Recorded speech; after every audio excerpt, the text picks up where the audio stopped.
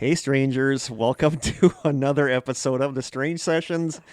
I am Kurt, and as always, I am joined by my radiant co-host, Krista. I'm not very radiant today. Neither of us are radiant today. We are having a really kind of a lousy day.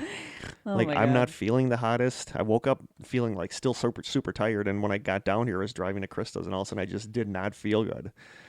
And I had McDonald's, and my stomach is gurgling it like is a in mile overdrive. a minute. Yeah. So even though this episode is about EVP, if you think you hear one during this, it is probably just my stomach. Yeah, we're pretty sure Satan does not live in my basement. No, but although we do have sound this, that we have way. a flashing strobe light situation going on in the room behind us because the light bulb is kind of going on and off, so it's almost like something from a horror movie. So it's setting the stage. And I am really not going to have time today to edit this episode, so this is going to pretty much just be an unedited episode. So I'm hoping the EVP stuff goes off without a hitch. Which is really funny because we have to really be on our game for an unedited episode. I know, and I'm we are so not. off my game right now. I've been up since 2 a.m. We are not on our game by any stretch of the imagination. So we apologize in advance. Yeah, not saying it's a train wreck yet, but the train is leaving the station, and we don't know how this is going to go. We're just holding on for dear life. Yes, we are. So I want to give some shout outs to our newest strangers, the one I forgot last episode, our 100th episode to mention. And those are Stephanie Johnson, Lauren Holloway, Grace Draplin, Andrew Woliniak, Bob Knuth or Knuth. I never know with a K sound. Sometimes it's Knuth and sometimes it's Knuth. So I work with people with that last name and they pronounce it Knuth. Okay. But I've also known some people that were just Knuth. The K is silent. Yep.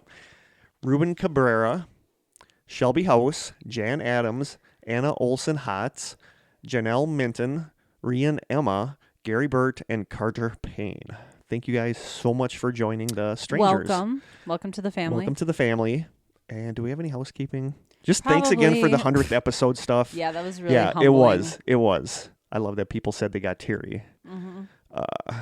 I haven't been listening back to our episodes lately, but I listened back to that one. And I didn't get super teary during that episode, but it was that damn side session after. I don't know what it was, but I just kept... spoiler, I keep getting choked up during the one of the upcoming... I'm just a sucker for a good love story. Yeah, it was a good love story. And it was sweet and sad and all Lots that. Of trials and tribulations. Yeah. So that's a little hint for a side session we got coming up. Mm-hmm. Today's side session, codename is going to be Project Kansas. Okay. And I know nothing about it. No, but you will. Okay. You know about it, but you just don't know that was the name of it. Okay. And I kind of like going in blind. I know you do. I kind of like fun. it. I kind of like making you go in blind. And speaking of side sessions, the one that is going to air next week, what I wanted the universe to bring me, you know what I'm talking about? Yep. It hasn't yet. Dang. But what's funny is that Friday I was outside at pack time, which is like recess, talking to the teacher that I work with, Miss Munch, and this boy comes up and he's looking at me and he's throwing one of them up and down in his hand. Come on. And I'm like, that's weird. I'm like, where did you get that? And he said, I found it. So then I told Miss Munch about what I was looking for. And she thought it was really interesting. Like the whole idea about it was really interesting. And she's like, I have a whole bag full of these inside. Really? So we went inside and she showed me that she's got this huge bag of these. And just she finds them or for students, like games? stuff for students okay. left over. So I might take one of hers because it was kind of like the universe giving me a sign that those were there. The boy throwing one up and down in his hand. He led you to a dice source. Yeah. So interesting. Yeah. So it's pretty cool. Oh, did I just give away what it is? That's okay. Sorry. It's gonna be one of those. I don't know where days. I was going with that, but anyway. Back to housekeeping. I don't think we have any. I mean, there's probably something we could talk about, but weather's been turning colder, which is nice. Yeah, I do too. I love this weather. Yeah, I got. We went to a wedding yesterday, and it was outside, and it was near a lake, and it was windy, so that wasn't so pleasant. That is why we were recording today, and yeah. I'm not going to have time because I still have stuff I need to pick up and whatnot. So you're just gonna get us, you're getting us raw and unedited, and yeah. Ugh, that sounds weird. It does sound weird, but hopefully we don't screw up. Hopefully I don't screw up too much. I'm just going to try to talk as little as possible. I have a lot of stuff written down, and we're not really going to have time to cover a ton of this stuff. We'll just talk really fast. I might end up cutting a lot of this out because, and this is stuff like we talked about before the podcast, so we're just doing it on here. Well, we're going to have to play every EVP twice. Yes. Because we want people to hear it initially without our input. Also, Krista and I don't remember if we played this sound clip that we have of... I think we did, and I can't remember what episode it was in, but I have no idea what ghost group this is from. I've had this for like 15, 20 years. And what episode did you join us on Paranormal Palaver? Did we maybe play it on there? Possibly. I think I just talked about stuff. I don't think we had investigation stuff. But I keep hitting my microphone. In case you guys have heard this, it is on an investigation from some ghost hunting group somewhere, and I think it's legit. I mean, I don't think it's faked. But it sounds pretty good if it's fake. It's creepy. It's not even an EVP. No, it's not an EVP. It's more of something that happens during an investigation with one of the investigators. We might have played it on here, but even if we did, we're going to play it again because I want to know the story behind this sound clip. Yeah, maybe somebody who was there to that person. Listening. Was that person okay? Right. And this is one that legit I cannot listen to at night because this one freaks me out like badly. Like I remember the first time you showed it to me, or you must have sent it to me. I couldn't listen to it. Yeah. I had to stop it. Yeah. Because I was so freaked out. Yeah. So we're gonna be playing that again at the end of this episode. So I'm just curious. Just be prepared. Yeah, be prepared. It's creepy. It's pretty creepy. So yeah, I think that's all we really have for housekeeping. Okay. Should we do a taste test? Should we open this package we got from the listener? Should we? This could be a taste test. We don't even know. We don't know what this is. Am I supposed to just the lovely and awesome Tiana sent me some stuff, but I asked her, is this part of it? And she said no, she didn't think so. So nope, Krista's got to get the ceremonial dagger, scissors. Yeah, I don't think I can tear this open. I'm probably supposed to be able to, but it's not happening. Not today. Not today. I don't have the strength to tear this package open. I just can't focus today. No, I don't know. I'm so I don't know what it is. Should make for a great podcast. Okay, like it's a bag with... Oh, it is a taste test. Ooh. Okay, what is that? It's probably just like the packing slip.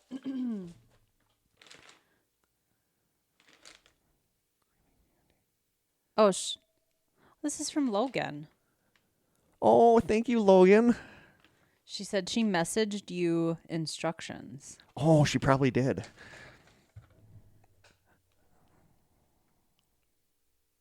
Why do we need instructions?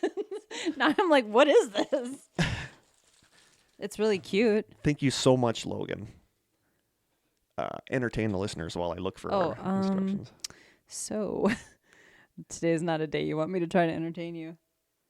I found it. Goodness. You don't have to entertain. Whew. Too much pressure. Kurt, I just sent you guys a taste test. You're welcome because it's going to be a 10-10. It's called White Rabbit Candy. It's a Chinese candy. I took Chinese when I was little, and we used to get these if we did well on a test or special days. Ooh. Wow, it's awesome.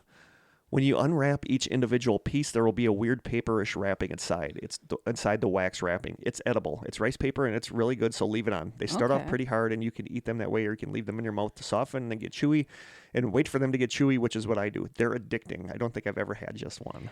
It reminds me of Mary Jane's because they always start out really hard. Yes, Mary Jane's don't have the edible paper. No. Logan, thank you so much. Yeah, thank you, Logan. That's a little surprise. All right. Well, let me take a picture of the package. Creamy candy. I'm excited. Got a little bunny rabbit, white rabbit. I'm excited. It makes me think of the Jefferson Airplane song. And also Alice in Wonderland. Okay, hold on. Man, the lighting down here. We're recording, right? Not good. Oh, yeah. Okay. That would be my luck. I'll try to remember to record. Oh. I'll try to remember to videotape. The taste test is for about.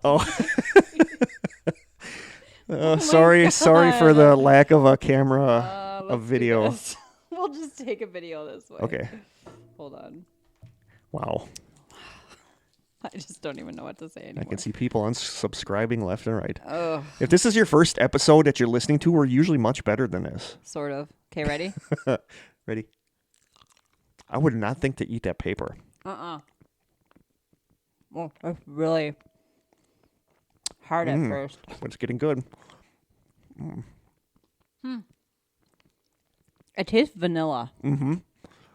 It reminds me of... I love the flavored Tootsie Rolls, the vanilla flavored Tootsie Rolls. Okay, that is good. That's totally what it reminds me of. Oh, A Tootsie Roll. Yeah, but I think this is better than the vanilla Tootsie Roll. I really taste the vanilla. Oh, I'm trying to read the ingredients, but they're in Chinese. I need glasses. No, wait. Oh. Yeah, they are. No. Okay, this is really good. Vanilla. I think there's actual vanilla. I think there is too. Vanillin. Oh, okay, this is really good. I'm going with Logan. These are a 10 out of 10. I'm going to do the same thing. Like, I love vanilla Tootsie Rolls, but I think these are a little bit better than vanilla Tootsie Rolls. They're a little bigger, too.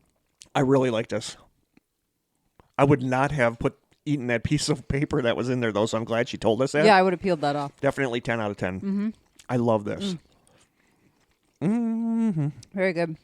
Thank you so much, Logan. Yeah, thank you, Logan. No, I'm going to probably try eating these. I can't eat these during the episode because then I won't be able to talk. No, it'll get really annoying for the listeners. Yeah. Okay. Like we're not going to get really annoying for the listeners being the way we are today. Oh, gosh, that's good. I don't think I was recording that. Oh, boy. Hold on, I'm pausing this. Good Lord. Guess what? What? I didn't hit record. Why does anyone even listen to us anymore? When did you hit record? No, on the video. I tried taking a video of our taste I test. thought you were still telling me that. No, we're recording now. Okay. I just want our listeners to know that I effed it up again. Yeah. I got it set to video, and I'm thinking we're recording, but I never hit the record button on my... You know what would be kind of cool? You know what would be kind of cool for our coffee listeners is a little video of our... They need something. A little video of our food that we're going to be like eating later. Like us out. Oh, sure. We can do that. Yeah. Something. We are bad today. Holy cripes. Slightly worse than usual. Just slightly.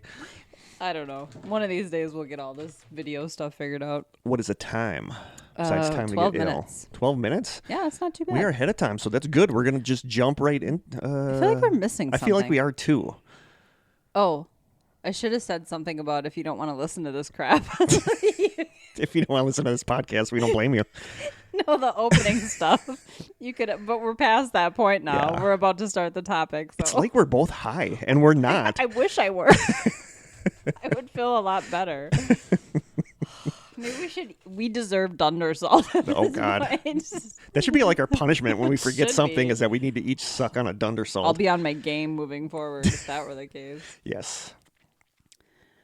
My goodness. Are we I wouldn't something? listen to this. My mind is fried from being back at school. And I adore I adore most of your kids. Half of the students and the other half are a challenge. They have opportunities. Yes, as are we a like challenge. to say at work. But we did the school forest thing this week where yeah. I teach geocaching. They have 2 classes come out and they split them into 4 different classes, and then at 4 times I teach geocaching. And it came up during one of them that I'm in a ghost hunting group and that we do a podcast. And they're like, how many people listen to your podcast? And I said, like 1,000 something. And then there's a girl, Kiana. She's awesome. She's one of my favorites. But she says, she just insists that I'm famous. She's like, yeah, and she's telling everybody, you guys, Mr. K is famous. Oh, that's funny. And then I was messaging with Tiana, our listener, and she's like, you guys kind of are famous. Like, it is weird that people in other countries listen to us. Yeah. That blows my mind. Like, we got such a sweet email from Alejandro. Oh, yes. And he sent pictures of his house that we talked about in the 100th cool. episode. And we have a place to crash if we ever find ourselves in Argentina. Just the detail and the amazing work that he's putting into that house is incredible. Yeah. And again, it's just one of those things that, like you said, it's weird to think of that there's people in other countries that we're kind of a part of their lives. And they've listened to the first 14 minutes of this episode. Yeah, and so God God bless you. God bless you for doing that. Everybody can have an off day. We just have more than most people. Like, I feel like our listeners shouldn't be giving us money. We should be giving them money to listen to us as apologies for episodes like this. Exactly. How do I keep forgetting to record the taste test? This is crazy. You're usually on ball with remembering to record the taste test with the big camera. Well, then I'll get it all set up and I won't hit record. Yeah. Another 100 episodes, we'll have this my down to a gosh. science. This is why people love us, right? Yeah. We'll just tell ourselves I don't know why people love us, but I'm glad they do.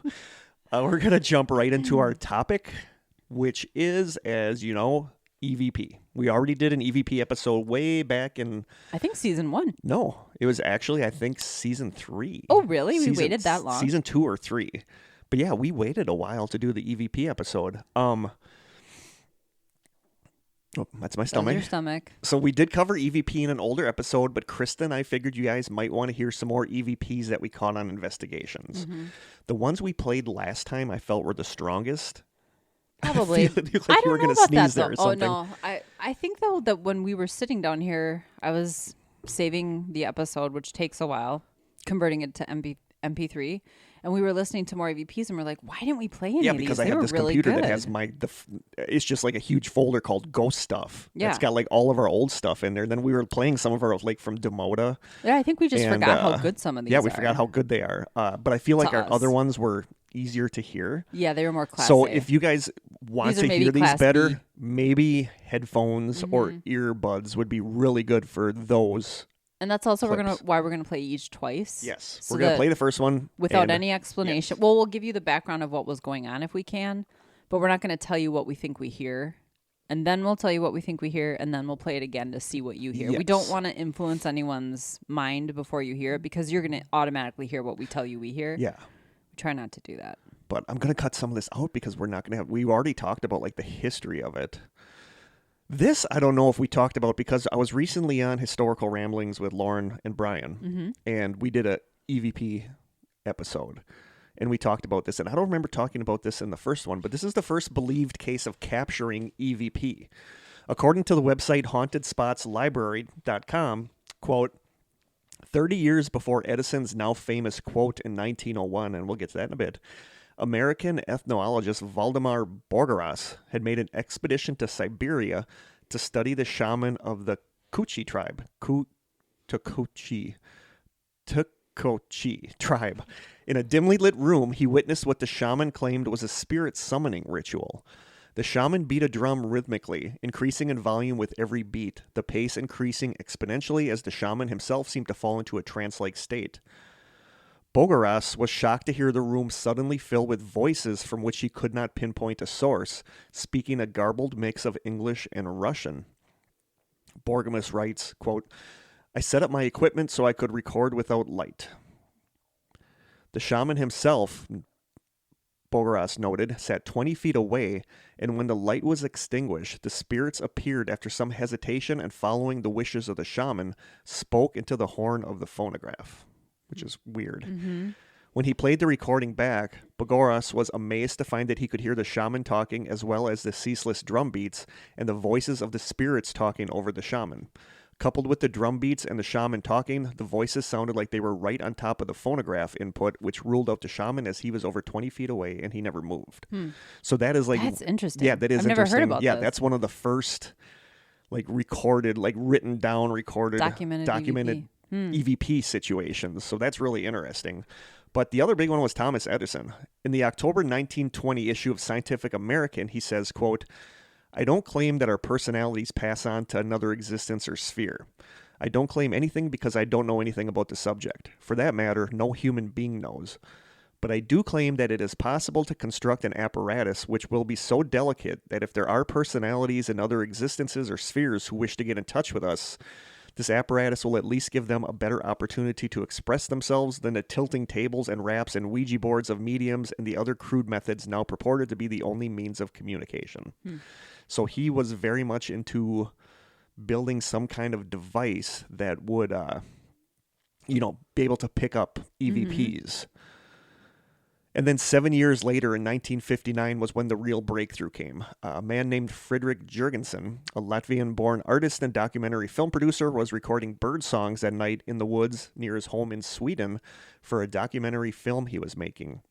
On playback, he noticed a man's voice speaking Norwegian and discussing the nocturnal habits of birds, which is weird. Yeah. Just, that's almost like a parallel universe thing where there's somebody else there doing another documentary about birds and like the sound is coming through.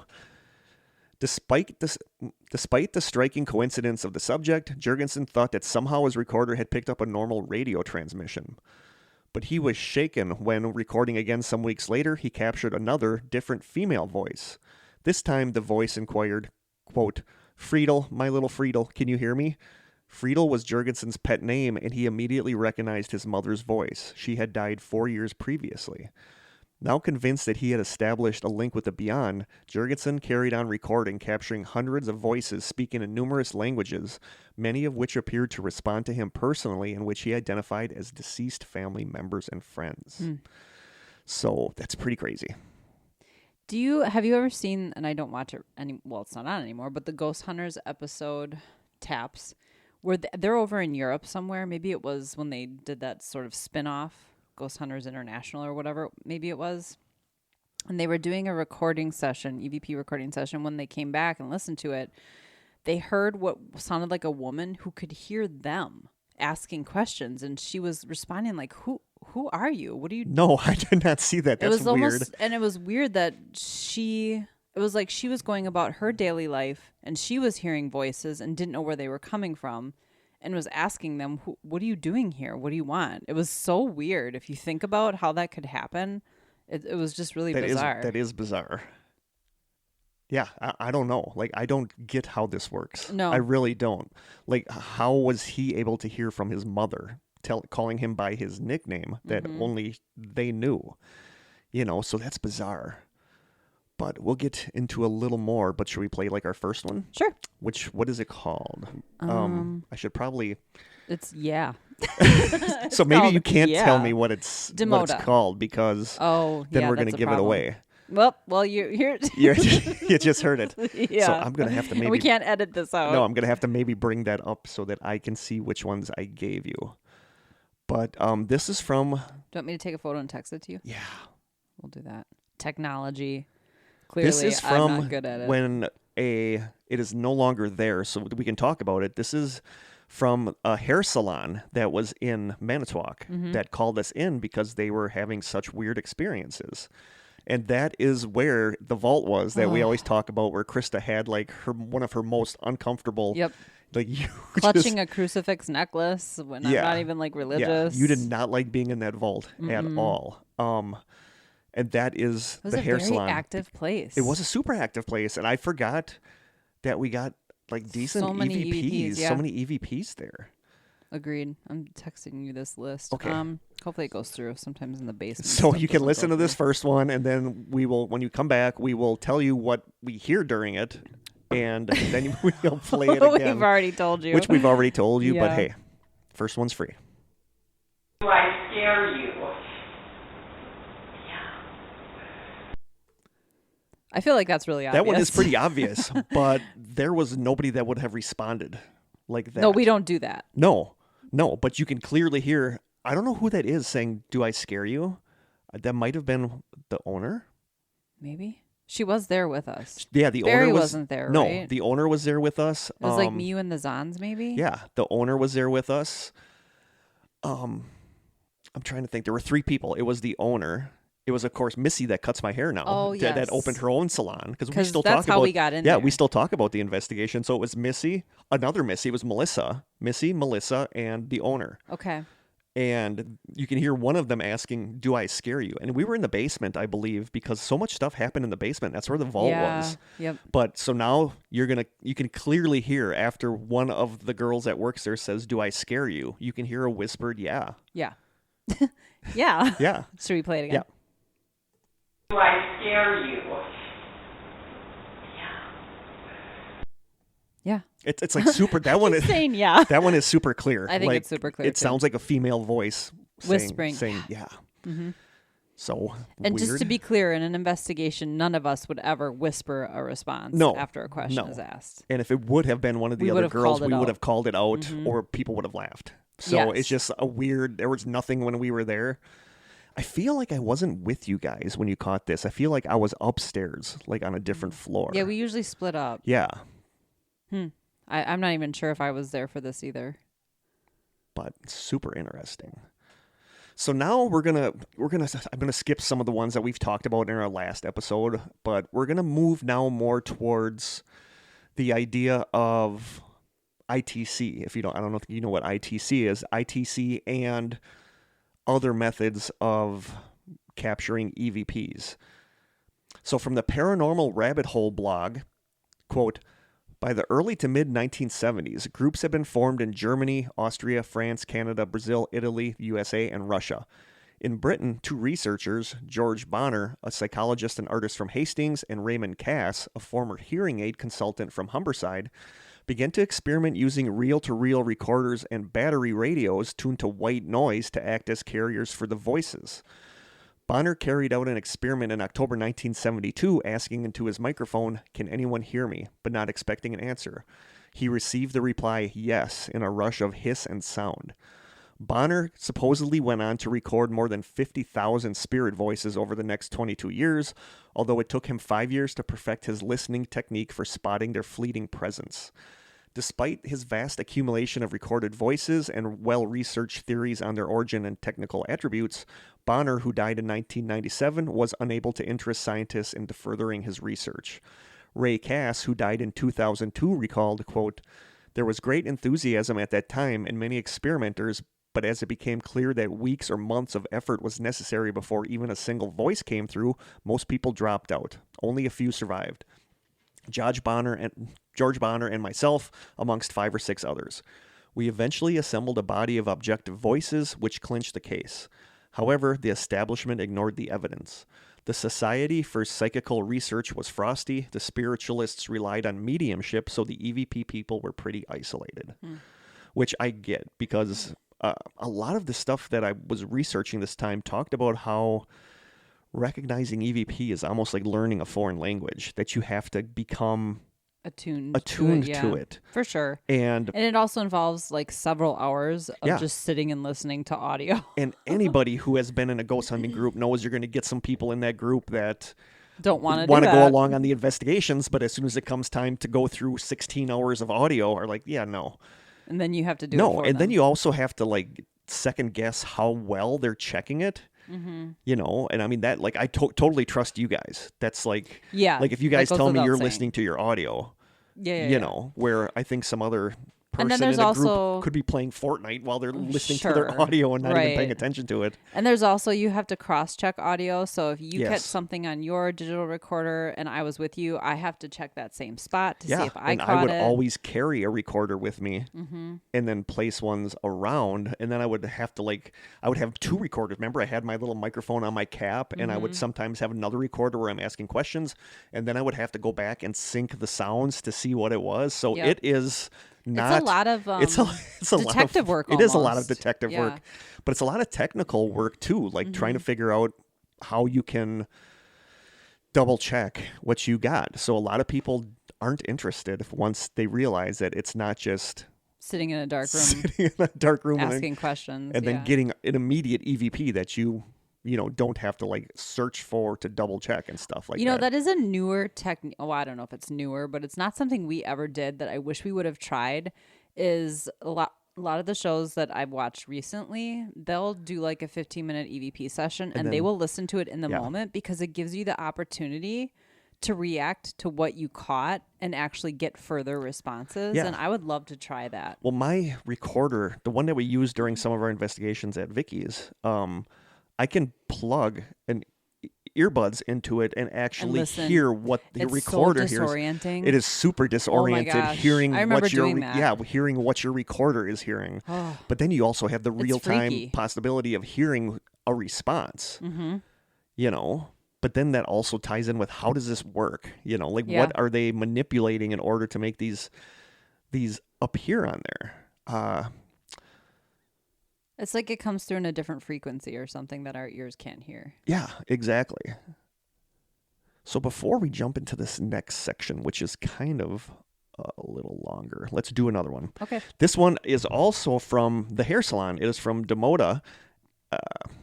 And I can't remember what's in that building now. But I feel like we kind of went into this thinking... Like other businesses? Yeah, like I feel like we went into this thinking, but then we did have a lot of weird stuff happen there, so we legitimately 100% think there was something going on in that hair salon. So this one is also from the hair salon. You can listen to it once. There's actually 2 like that show up in this clip. So we're going to listen to this once, and then when we come back, we'll tell you what we hear. You around Missy?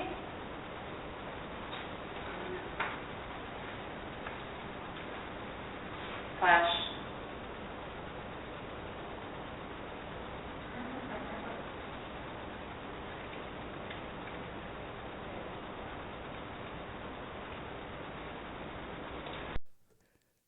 Well, that's creepy. Yeah, I always know when Krista like backs away from the microphone, Shakes my head a she's little. like, "That's creepy."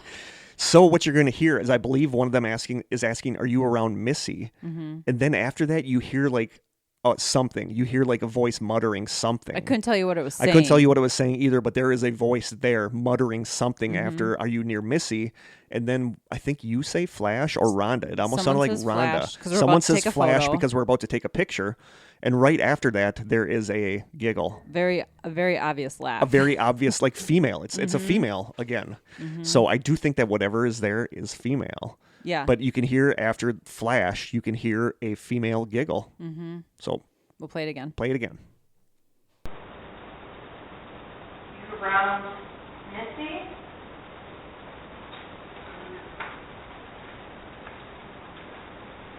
Flash.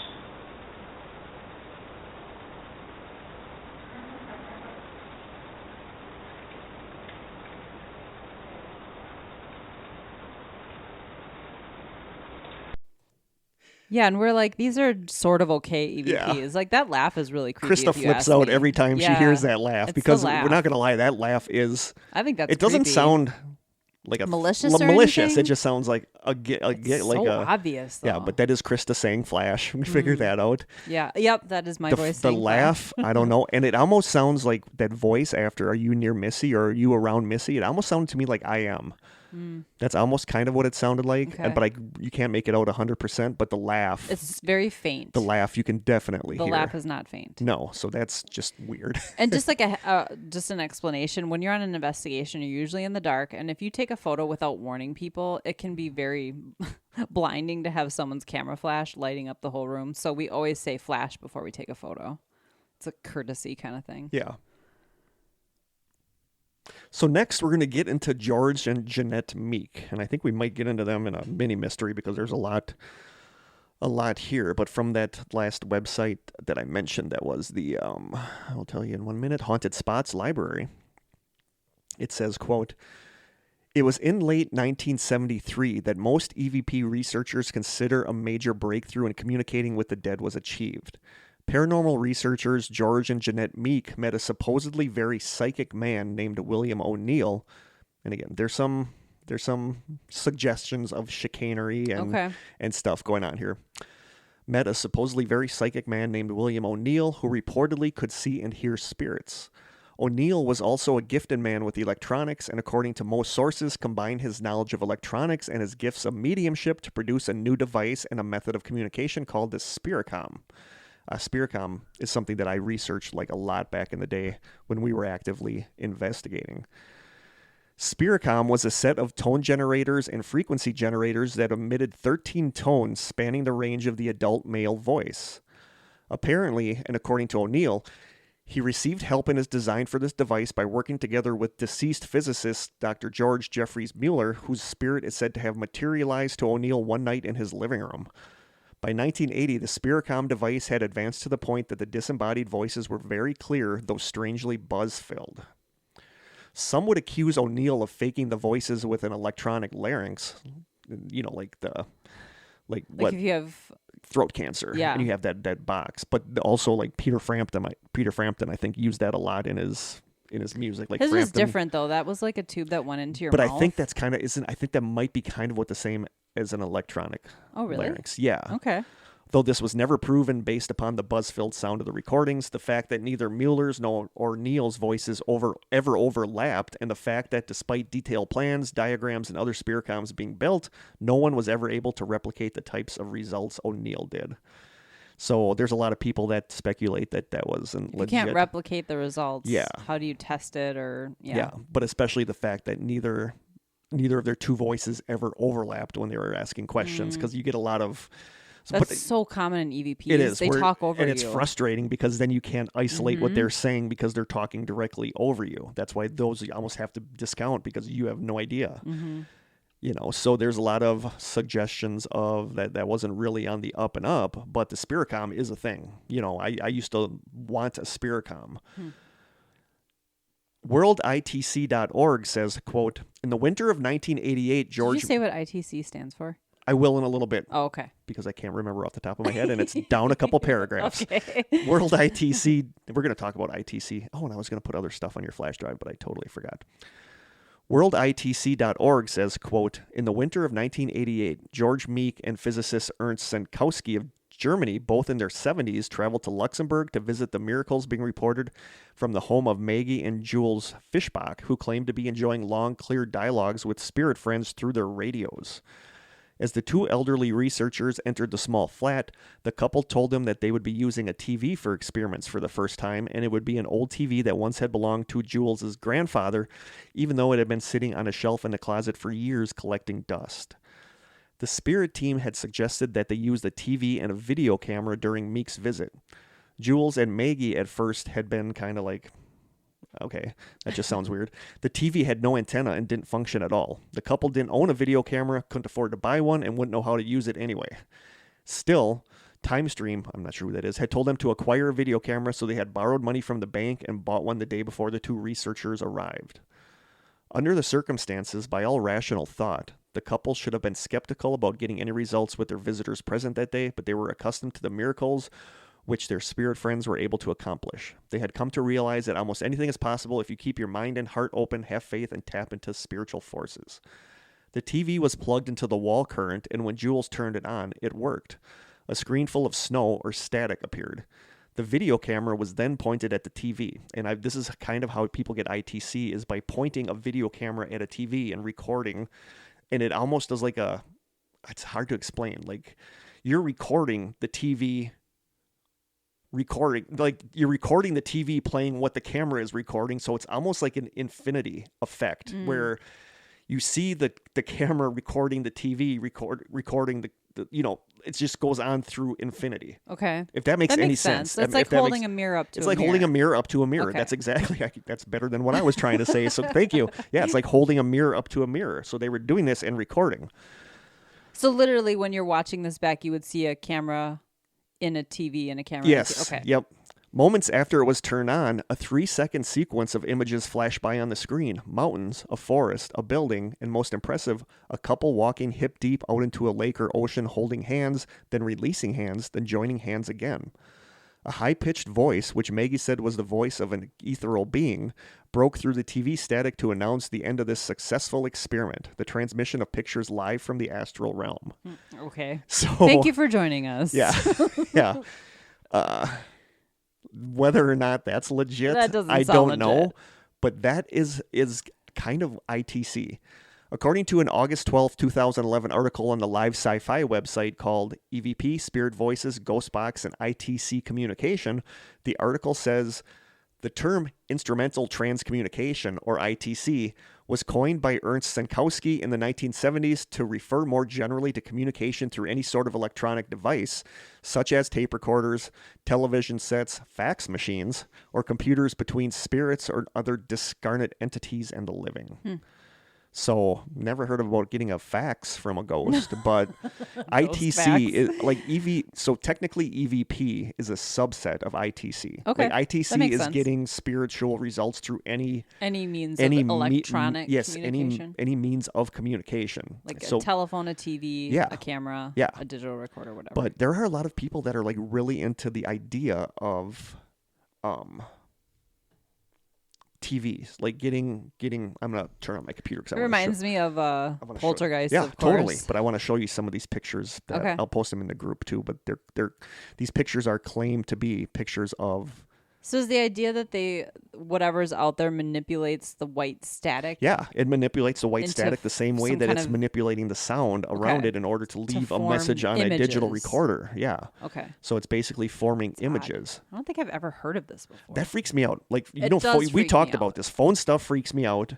Like, I could listen for EVPs all day on a recorder. I can do that in the middle of the night and it doesn't freak me out. But the idea of a TV screen filled with static freaks me out. The idea of a dead phone line freaks me out. We know that I have this weird phobia about phone lines. At least with cell phones, you don't have that anymore. Yeah, when the person exactly. you're talking to hangs up, the call's over. Yeah, the call's done.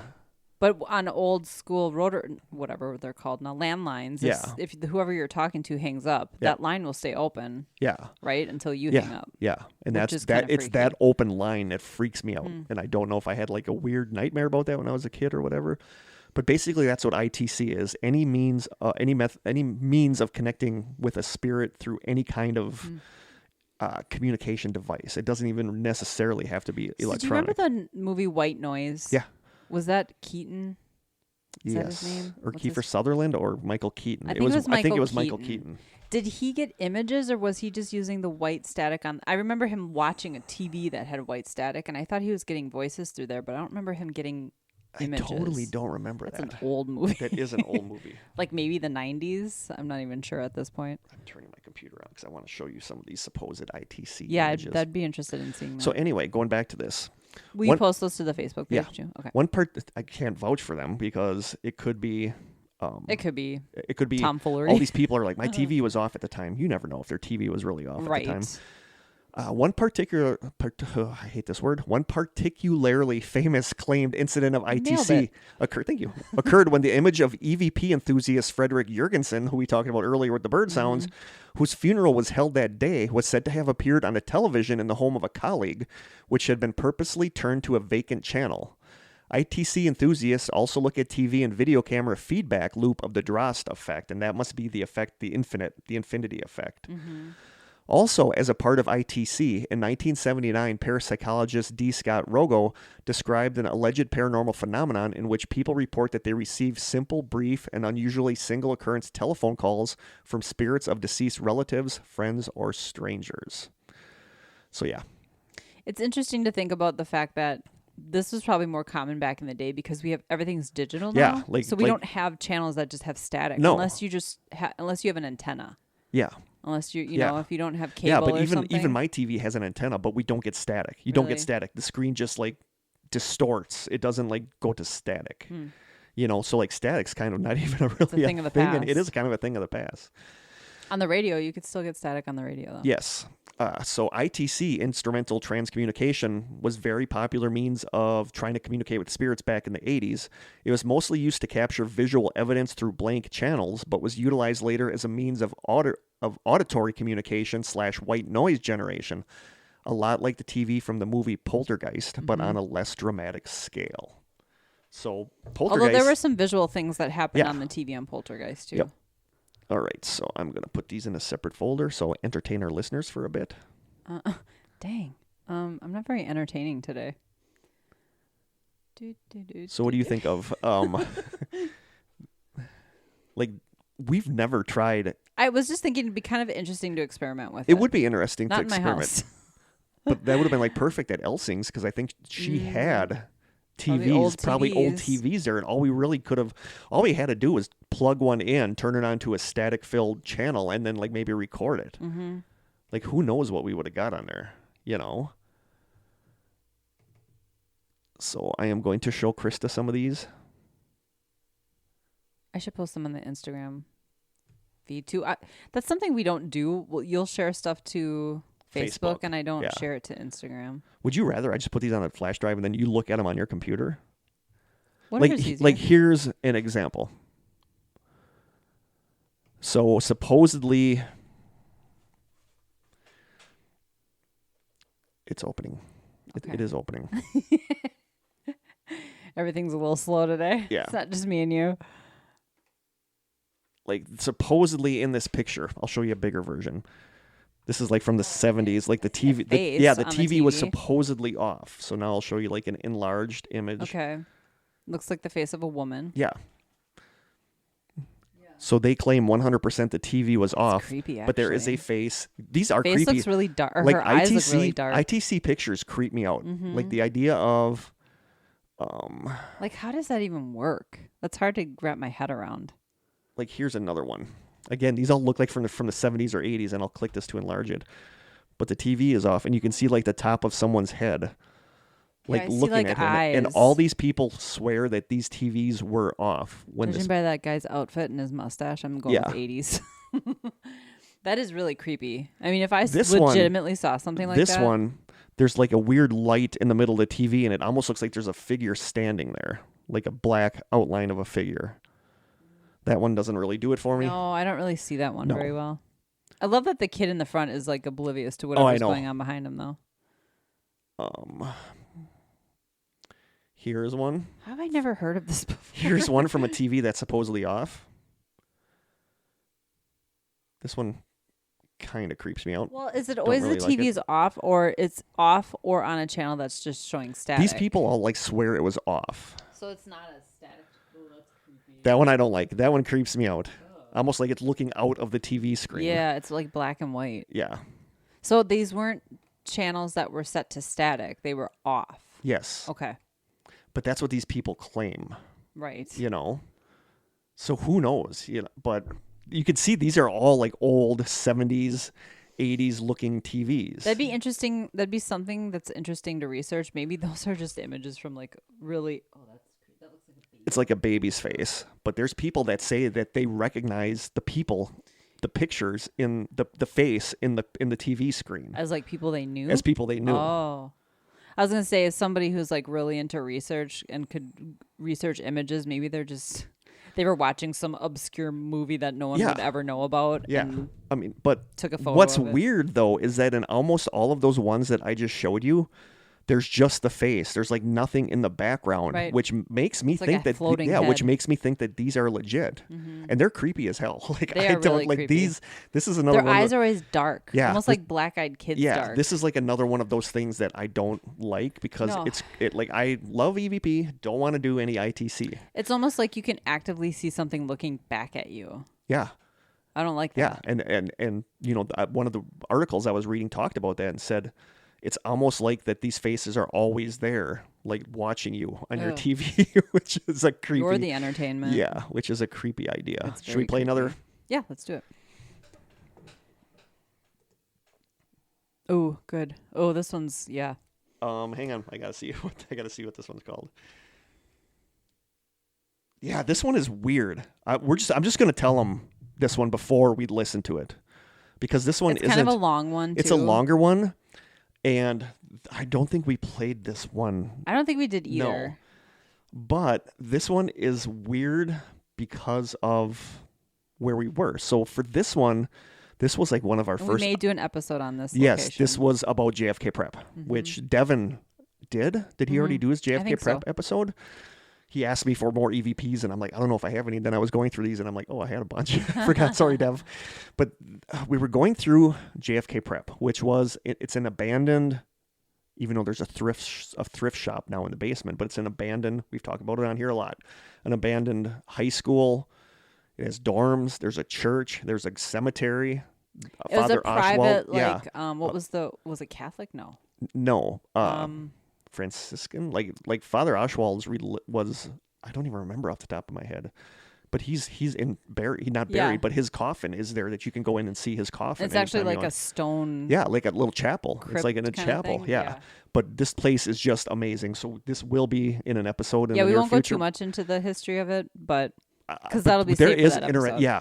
There's interesting stuff, and we should do a whole episode about St. Nazianz. The place has such a cool draw to it. it though. does. It does. I But St. mean- Nazianz is like there's something going on in that town. It's just Oh, the town in general. yeah. Okay. So we'll get to that when we do this. But we were walking through JFK Prep, which was an old, I believe it was an orphanage for a while. It was a seminary school for a while. It's like an investigator's dream. yes. And in this There's clip, tunnels. There's like I have a very old, crappy digital recorder, so there's a lot of hissing and stuff. So, but we were walking through the school, and we were walking like down the main hallway of the school. Who all was there? Barry, Michael, like people, some of these people you don't know. I think Rhonda might have been there, but you'll hear us talking.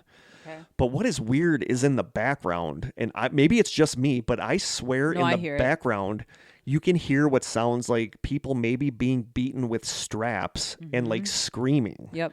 Or like crying out in pain. And it's weird because that is something that conceivably could have happened there in the past. Yeah, when it was an orphanage or when it was an old-fashioned school.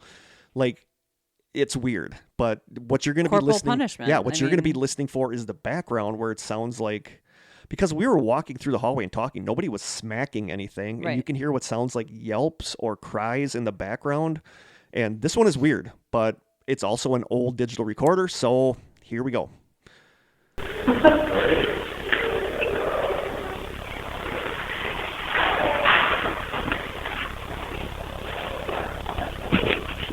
I'm looking into the machine. I'll be taking a picture. You please appear in front of it in 1, 2, 3.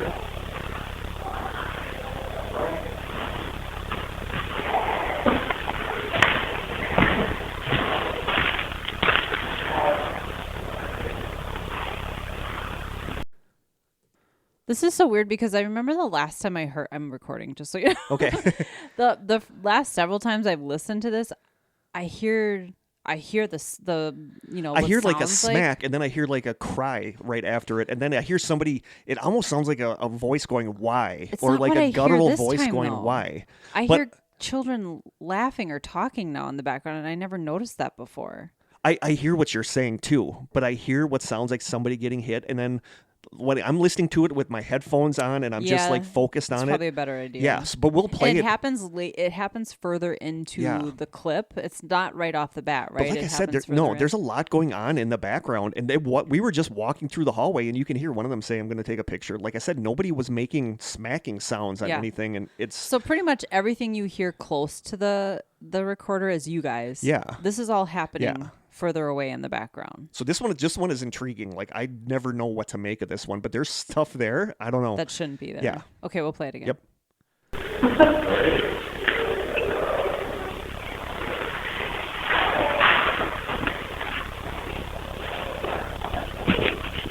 I'm looking into the machine. I'll be taking a picture. You please appear in front of it in 1, 2, 3.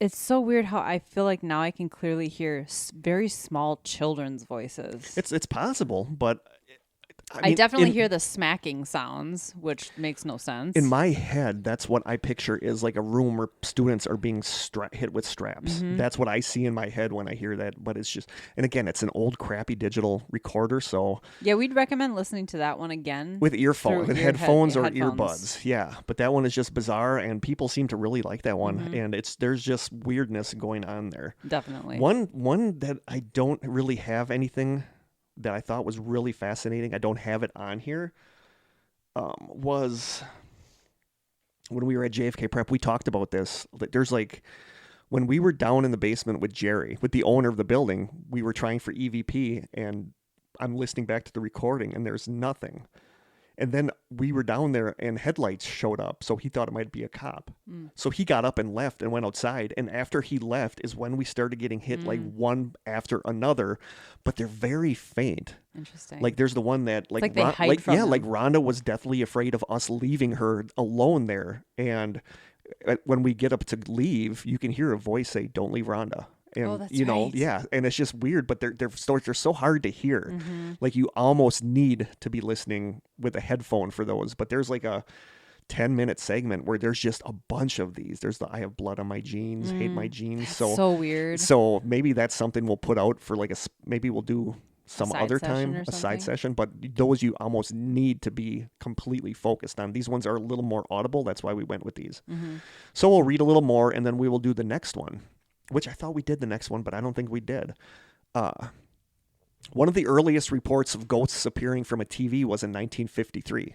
A family named the Travers family claimed at the time that their TV was inhabited by the ghost of a woman who would jump out of the background of television shows or creep out from the static. That's great. Krista's eyes got really wide. I'm just going with no. The woman's voice was also said to echo out from the TV even when it was turned off or completely unplugged. The story was so well known that it featured in an issue of the New York Times, but when curious reporters flocked to the residence to try to get evidence of the haunting, the spectral woman appeared to be shy and never appeared to anyone except the family. But I'm hoping that's faked because that is creepy as hell if it's not. According to the website paranormalhaunting.blog, it says, quote, in 1968, when a woman in Minnesota claimed that an outstretched hand had reached out from the black murk beyond the screen of her unplugged television and pressed its palm right up against the glass. The startled woman managed to take a photograph of the alleged ghostly hand as it began to fade away, and the picture has made the rounds ever since. According to the woman and her husband, the same hand has appeared on more than one occasion as well. So... the hand pressing against the inside glass of a creepy. TV. Like there's something in there. Yeah, like that's messed up. Yep. No. No. Throughout the 70s and 80s, ghostly TV occurrences became more popular, and one popular story is that a German ITC researcher named Klaus Schreiber had used an apparatus that he called the Videocom, which used a video camera aimed at a TV set that was switched on but not attached to an antenna, and the signal looped the output from the camera back into the TV. This loop was said to produce dramatic results with various faces apparently blooming out from the white noise on television sets, and on one occasion an actress from Austria named Romy Schneider supposedly clearly appeared on a TV in one such session years after her death. So yeah, that's just weird. Ernst Sinkowski again claimed to have attained a clear, unmistakable image of a spirit from a TV set. In that case, it was a brief feed of a video depicting the spirit of a dead EVP researcher named Hannah Bushback, who had died in 1978. In the video, however, she appeared recognizable, yet much younger than she had been when she died. So in these situations, are these people experiencing other activity, or is it just stuff that's happening through their TV? I don't know. Is it like, because I'm wondering in my head, is this their house is haunted? Or they're just getting communication through the TV? The problem with this, though, is that this is all from so long in the past because of digital televisions. You said, now it's not kind of a thing anymore. But back then, there wasn't a whole lot of research done on it or background research. So it was just, this person has scary stuff on their TV. So it sucks that they didn't really dive more into what was going on. Swedish film producer and ITC researcher, once again, his name keeps popping up, Frederick Jurgensen, and that was the one with the bird sounds, who died in 1987, reported that he had done an experiment. His experiment involved fellow researcher Claude Thorlin as he was laying dying. Lovely. Jurgensen, let's do some experiments. While you're still with us. Jurgensen purportedly sent out a telepathic message to Claude Thorlin telling him that when he died, he intended to try to send out a message through Thorlin's TV during his funeral. During his funeral? Yeah.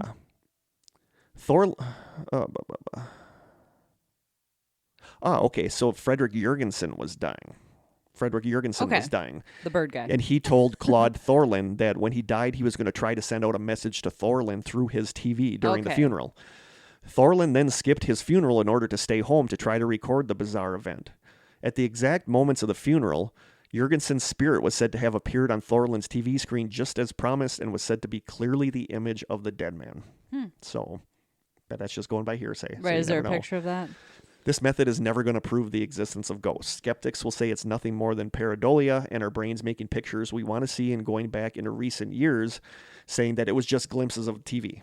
Like back when we had those TVs, that these people that are saying their TVs were off, no, their TVs weren't off. And if they were on static, it was just like seeing faces in the clouds. It was just seeing like faces in the clouds. Or it could be a channel that's occasionally gets a signal, like for a second. You know what I mean? Yep.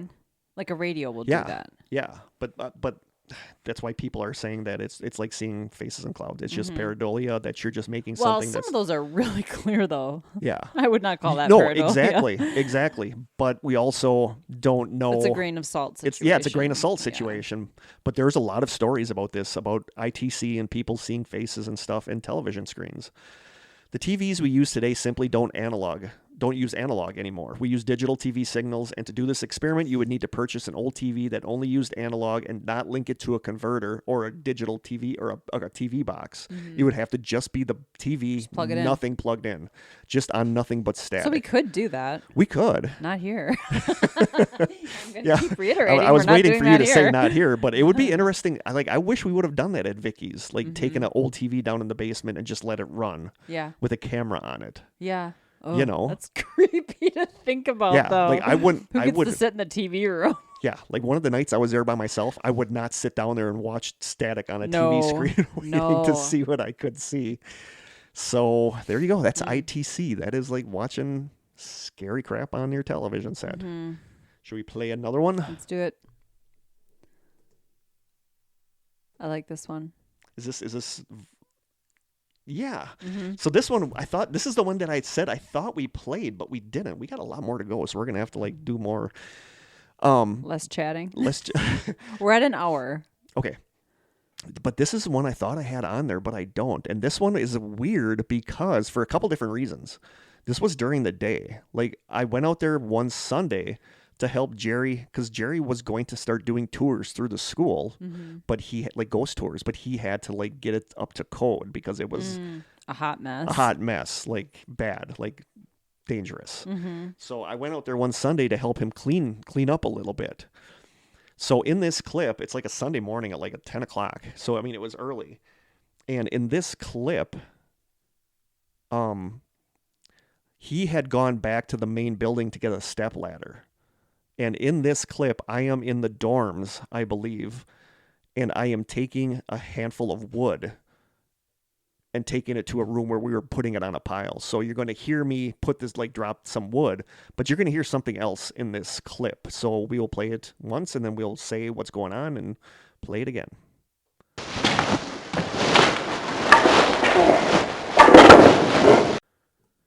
That one, I mean, it's the only voice you hear. It's so, yeah, because I'm there by myself and I'm not talking, and it's so weird, but it sounds like a female voice with an accent saying Kurt.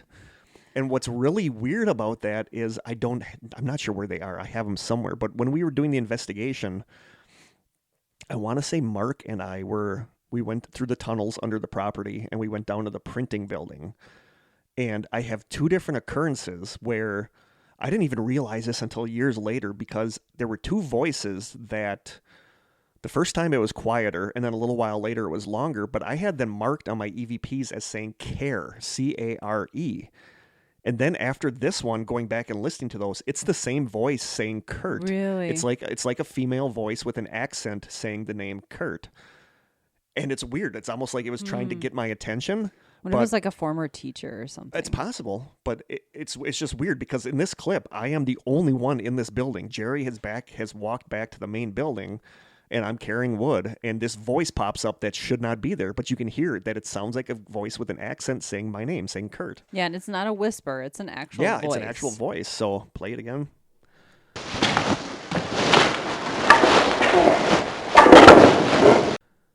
Yeah, and I can hear kind of like the accent that you're talking about too. Yeah. Yeah, It's got like a weird kind of, like, the way it says it is weird. Yeah, that's creepy. I think the idea of anything saying your name is creepy because it's clearly aware of you then. That happened to me at Vicky's, but it was something, well, I heard it with my own ears actually. But I think we did play that one because I hear Vicky say my name. And then I say, "What did you?" I was like, "Did you want something?" I almost put that one. But no, I didn't. But I almost put that on this one where you can hear. Play it. No, I don't think we did. But you can hear what sounds like Vicky's voice say Krista. Very distinct and then voice. Everybody stops and you ask her what, and she's like, "I didn't say anything." I did not. But you can hear a voice say Krista, and it's like in the middle of all of us sitting there in the main room. It was like the day after an investigation. Yeah, which is so strange that, when we're not even investigating, thank goodness we have our recorders going just in case, but it's creepy to know that something is saying your name. It's not just aware of you, it knows your name. Yeah, it's just so weird. Trying to figure out what I'm going to cut here. We're going to talk now. Well, let's just do this because we've talked about this in the past, but this is something important because I feel like you and I mentioned this, and that is the classes of EVPs. Oh, yeah. Like a Class That's a good A call. EVP is a clear and distinct voice or sound that is easily understood with little or no dispute and is universally accepted. I feel like that last one was a Class A. Oh, it totally was a Class A Yeah. because you also don't need headphones, amplification, or noise filtering. There's some voice there. We have no idea what it is, but you can hear it clear as day. Yeah. So that's a Class A. Class B is the most common class of EVP capture. The voice is fairly distinct and can be heard by most people after being told what to listen for. These are usually audible to experienced persons who are skilled at listening to EVPs. Sometimes these can be heard without the use of headphones, amplification, or noise filtering, although those do help. Class B EVPs are generally lower in volume than Class A and are characterized by warping on certain syllables. And there's warping. Like in some of the EVPs, you hear weird warping. Class Cs are characterized as faint, whispery voices that are not easily heard, have excessive warping, and are usually unintelligible. The use of headphones, amplification, and noise filtering applications are required to attempt to make sense of the voice. And that's one that it says right here that is typically disregarded by most researchers because you kind of can't use it. It's like there's something there, but it's just so vague. It's sort of like that one clip from the hair salon where there's just sort of that faint mumbling. That's a Class C, but then the woman's giggle you hear after that is more of a Class B or A or B maybe. Yeah. I'm trying to figure out what else to cut here. I can edit this stuff in the moment. No, that's okay. Are you I'm just going through Okay. through some stuff. I just don't know how interesting this is For listeners, that's true. Like I just don't know why some of this stuff is in here. This is like you don't just know how? Like you didn't no, put it I don't know why. I don't know why. This is just something I must kidding. have took out of an article that I thought was cool, but it's called Speaking to the Dead. It says in 1999, I dropped and broke my tape recorder. It was not repairable, and though I mourned it, I had to buy another. Digital was now the thing, so I bought one of those. On reaching home, and I don't know who this is from. I just must have put this in here because I thought it was cool. On reaching home, I tried it and found that it had a tinny, rather scratchy sound, even though it had been quite expensive. What did they say what year this was? 1999. Okay, that explains it. Yeah, Tinny, scratchy sounds. Like digital recorders were not the best No. thing back then. Now our phones are better than digital recorders. I recorded myself complaining about it, saying, quote, I don't like it. I think I'll take it back to the shops. But if you, ghosts, think it's useful, perhaps I'll keep it. On playback, I was amazed to hear a man's voice, deep and joyful, replying to me. In response to my I don't like it, you could hear him say emphatically, we do like it. I then heard him ordering someone, go and find Hallam. He needs someone to know. He needs someone who can help him. Finally, it seemed like he turned back and said firmly, keep the machine. Wow. weird. That's like a That's very like chatty very ghost. specific, yeah. Yeah. I'd like to hear this. Yeah. This extraordinary communication was in a new realm, although it took me a while to make out, and the reference to Hallam was intriguing. Jack Hallam, who had died in 1986, was a dear friend and colleague of mine. The next time I recorded, there was his voice. So Weird. that is weird. It's like whoever was there was like, oh, right, we got to find someone he Yeah. knows to I wish I knew who convince did him. this. Yeah. That's What strikes me interesting. most about my own experiments with EVP is the sheer volume of communication. Whenever I switch on, they are there. I don't even have to be anywhere special, hanging about in graveyards or haunted houses. They just speak all the time. Even if I switch on, leave the recorder by my bed and go to sleep in the morning, it's full from beginning to end with a multitude of sounds, talking, arguing, whistling, clapping. Is this in his house? Yeah.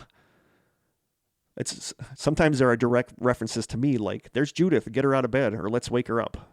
Oh, this is she. The I'm voices are assuming now this is starting to appear on my telephone answering machine among the left messages. I don't know who most of them are unless they give their names, which they rarely do. They often give me advice like, don't trust him, or call him or her back. The first phone call on the first day I bought the phone was not for me. I missed the call, but when I played the message back, a voice at the end, after the caller had hung up, said succinctly, wrong number, which it was. On another occasion, I had an Australian woman staying in the house for a month. She was quite frantic, and was rather relieved when she left. And I was rather relieved when she left. But shortly before she did so, a male voice with an Australian accent left a message on the answering machine. He said just one word: insane. So, weird. yeah.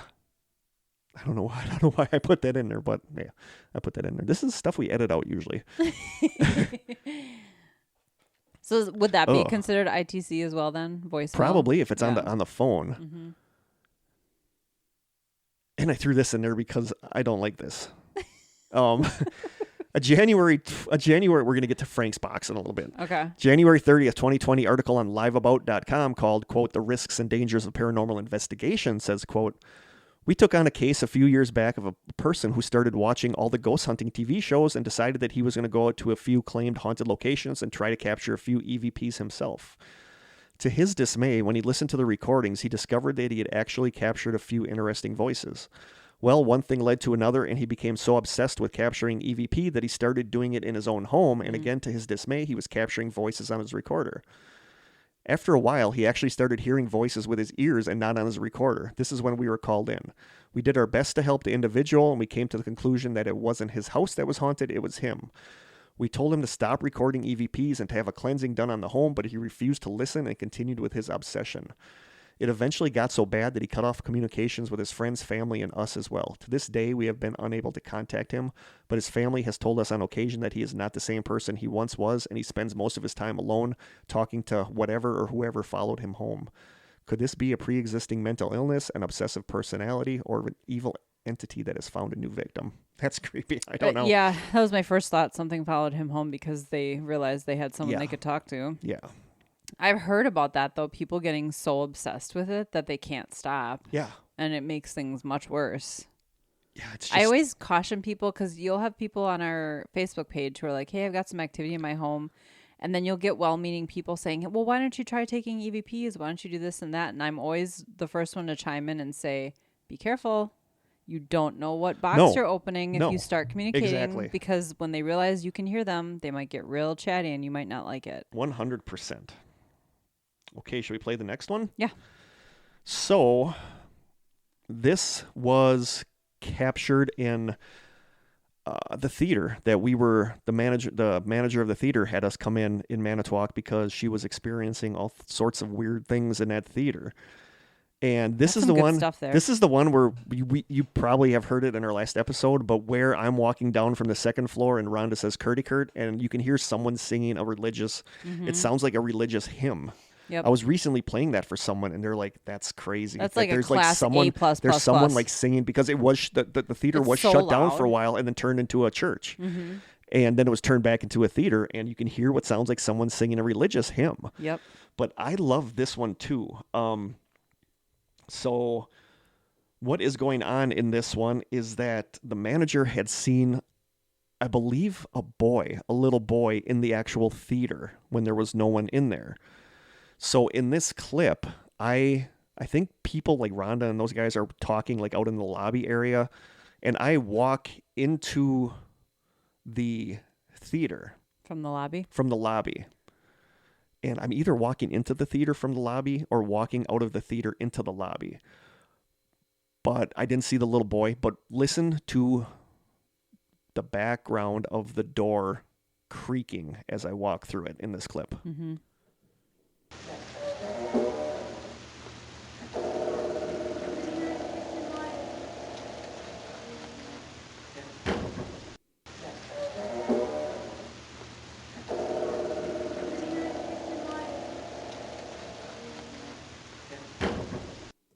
That one's interesting. It's so weird because so there's like an initial creak and then the when initial the door creak and when the door is closes. closing. And I thought I had written down somewhere what I think he's saying, can I have a drink of water or can I have a glass of water? That's almost what it sounds like to me. Clearly but a it little sounds boy. like a little boy saying something. And it was just I would mention too that how many times had we gone in and out of that door Oh, and probably yeah. got that creaking and Yeah. that's the only time we heard a voice. Yeah.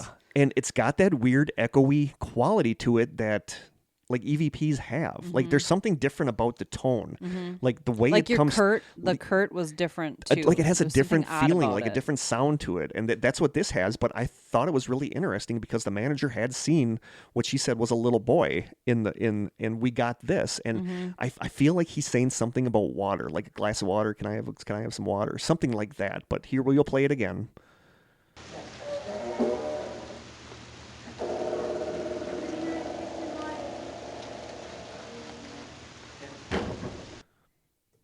Yeah, that's tough. I can kind of hear the water piece. That could be way off, but I remember that's kind of what I heard the first time I listened to it. But it's hard to make out what he is saying because of the creaking. because of the creaking. But there's obviously To me, it's not the door. no, Like, it's I don't totally think not. it's It is the- 100% not the door because we went in and out that door a lot, and we always heard that creaking. And this was the only time that we got that voice. So is it using the sound of the door creaking to like materialize this voice. It's just so common for EVPs to be over other noises, which is so frustrating. Yeah, and it's just weird that that's right down where we got the hymn sound, the song, the singing in the background too. It's right down in that same area. I thought we were up in the projector room. No. Oh, interesting. We did get one in the projector room, but it's very faint. Okay. And like everybody stopped, like we're talking amongst ourselves, and then I start talking, and then Barry goes, "Did you hear that?" And Matt says, "Yeah, that was Kurt talking." And she's like, "No, before that." Oh. And when you listen to the recording, it sounds like somebody starts talking before I do that's not there. But it's super hard to hear, and it's hard to judge. So that's one that I just, totally a Class C. But there's something there. But this one, there's a voice there. Oh, totally. 100% a boy's voice, a little boy's voice. It does sound like a question. Yes. Yeah, like it's asking a question. So just really interesting. That place was creepy. I mean, there was. It was. Yep. And Rhonda and I had a moment in the bathroom there. I remember that. I remember that. We were investigating the bathroom. No joke. We were in the bathroom investigating, and it was like one of those Airwick air freshener things that just periodically sprays. Yeah. It scared the living bejesus out of us. Like there may have been some screaming involved. Good thing you were in the bathroom at the time. It was like so quiet though, and to just have something like that happen unexpectedly was really. We're gonna get to that with our little funny clip at the end. Yes. It's kind of the same thing. Totally. So now, in the 1990s, a man named Frank Sumpton had become inspired by an article in Electronics magazine about spirit communication. He began experimenting with EVP maker software. As a result, he invented Frank's Box by utilizing a rewired AM radio. Which people still use today. Yeah, his device was a simple method of supplying raw audio that spirits and other entities could use to form voices. It does this with a specially modified radio that sweeps its tuning across AM, FM, or shortwave bands. There was also an Andy's box and a PSB-7 Spirit box that other people use, but they're all kind of based on Frank's Box. And it's believed that a spirit can manipulate sounds by finding resonant frequencies in the sounds that are already there and altering the shape and resonance characteristics, thus providing spirits a way to create speech. And do you have... I think it would be kind of annoying to use it though, because isn't it really loud? When you were out at the place, you were just there for like the overnight ghost tour. Did they use one? Did they use a Frank's Box? Because other people that have been on that tour have told me that they did. Yes, they did. What did you think of it? But it was turned down a little because I feel like whenever I would see somebody on a show using it, was so loud they had to shout the questions over it. I thought it was interesting. We definitely got some responses that seemed intelligent and made that we could all hear. Yeah. Like everybody repeated it at the same time. We all heard the same thing, and it was relevant to what had just been asked. Yeah. I'm always a little bit skeptical about that sort of thing, but I don't know. To see it in action was kind of cool because I had never done that before. I'm obsessed with the Ovilus. That's what The Ovilus is cool. Yeah. I didn't really talk about the Ovilus in here, but the Ovilus... That's not really an EVP though. It's a database of words. It's phonemes. I think it's pronounced phonemes, and that's actually something that when I'm going to be starting to work one-on-one with students with reading, like phonemes. Oh, really? I think it's called phonemes, but it is the like when you the S is it's like what the Ovilus has is it has all of those phonemes that are the sounds that are used to make letters to make words, like k is a phoneme. Right. So the Ovilus has all of these on there, and then it randomly generates them. And it's believed that when a spirit encounters that it can use those sounds to string words together. And it's usually just one word. It's not like a sentence. Yeah, and But they're usually, watching Destination Fear, I'm blown away at some of the incredibly relevant responses they get. And I would just love to try it myself. Like I feel like the Ovilus holds more weight than Frank's Box. Like I am not a Frank's Box guy at all. Yeah, I don't love it. I wouldn't spend my money on one. I would spend my money on an Ovilus. Yeah, and those are relatively cheap, I think. The Ovilus? Yeah, I think they can be like $1,000 though. Oh, dang. Yeah. That's okay. Maybe because I think Jim, he even likes the Ovilus when we're watching those shows, and I thought he Googled it once, and I was like, I don't know if I'd spend that much on a piece of equipment. I don't even actively investigate. I could have sworn I've seen them for like $80. Maybe. But Let's there's make one. also those apps for your phone, like Ghost. I can't think of it off the top of my head now, but I've had them. It's like a ghost detector. It's like a ghost detector, but it's weird because they have. They claim they're using EFM though, and how would your phone EMF? Sorry.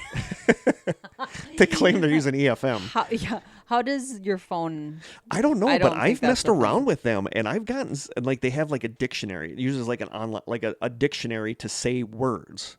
Oh, then I've used something else. Oh, but this one has like it's Ghost like Radar. This one's called Ghost yes. Radar, but this one has words like a dictionary. Huh. And it has used words. Like it's freaked me out a couple times where it uses a word very. Do you still have it on your phone? Not on this one. Okay. This is my newer phone. But it used words that have are very specific to what I'm doing at the time. And there's some people that think that it's using your microphone to know and what's going to what on. You're saying. That's what I'm paranoid about stuff like that. Yeah, even the Ovilus. Is it listening to what you're asking? The Ovilus isn't because I believe the Ovilus just has an output. It's not an output. I don't remember if it has an input. We know our phones are always listening. Oh yeah, if we did that episode, we know our phones are always listening. Before we get into more about Frank's box, let's do another one. I think what would be interesting is to use a phone that doesn't have any cell service, and then put have an app like that on it before you get rid of the cell service, and then and no Wi-Fi either, and then see if you get results. Yeah, totally. That would be it doesn't matter if it's listening. No, exactly. We'll do another one. Not the last two because the last one's the fun one, and then we got the one that with from the other ghost group. But the three before that, we're going to play one after the other because those were from when you and I were there. But now we're going to play number 7, and this is from we always talk about the place. This is from Elsing's. And this one is weird because when we caught this, we weren't even in the building. Did we skip one though? Number 5. Oh, we totally skipped number 5. Yeah, we can't skip that one. No, let's do that one. Okay. Sorry. I totally forgot about that one. You can talk about where that's from because you go. I was just there. Yeah, you were just there. My mom was just visiting for the day, and I love to drive her through the kettles because they're just so beautiful. Kettle Moraine? Yeah, the Kettle Moraine Forest. There's a really pretty scenic drive that goes through there. And one part of it kind of starts in Glen Beulah, where this old cemetery is that it has the same feeling as JFK Prep. You just want to be there. Yeah, it has peaceful a there. To it. It's like set back in the woods. It's totally you have to go up surrounded this road, by this kettles. hill. And it's totally private, and it's a small cemetery, and it's old. There are actually some headstones that are in the woods. Yeah. You have to walk through the woods to get to them, and it's all overgrown, but it's beautiful. And I just posted to my Instagram a few weeks ago a picture of a headstone there because I was driving my mom through there. But we're just drawn there kind of, and I did sort of a mini investigation with a couple of my coworkers, Joe, actually. Yeah. And another coworker came with us, and we got what sounded like a growl there that was kind of creepy. But I didn't capture this EVP. I don't know who did. I did. Is it yours? Yeah. Okay. What's weird about this one, and I'm a little skeptical about this one because I feel like this one could be a buzzing insect. Oh, interesting. But why I thought this one was interesting was because we went to the cemetery, and then it wasn't like a conscious thing. I just noticed that I kept going to a certain corner of the cemetery. I'd go away for a little bit, come back there. So when you're coming in, is it down to the far right? Yes. Okay, I remember you talking about this. Yeah, it's down to the far right. I kept going down to this area, and I'm like, I felt like there's maybe something there. So I left my recorder on top of the gravestone that's down in that bottom corner, and I was like, if there's somebody here, I'm going to be walking away. If you want to say something, say something. So I left my recorder there, and we got this. And I want to say, I don't know if it was the same day or another time. I think it might have been the same day. But everybody else was like kind of up in a different area. And when I finally met up with them, there was someone with us who claimed that they could sense spirits. And we were talking, and she's like, I keep feeling like there's something over here. And she walked us right to where I kept going. And she's like, I feel like there's something here. And I think she might have said a little girl. She said, I feel like there's a little girl here. But this is what my recorder caught as it was sitting on top of the gravestone down in that corner, and I was walking away to the other people.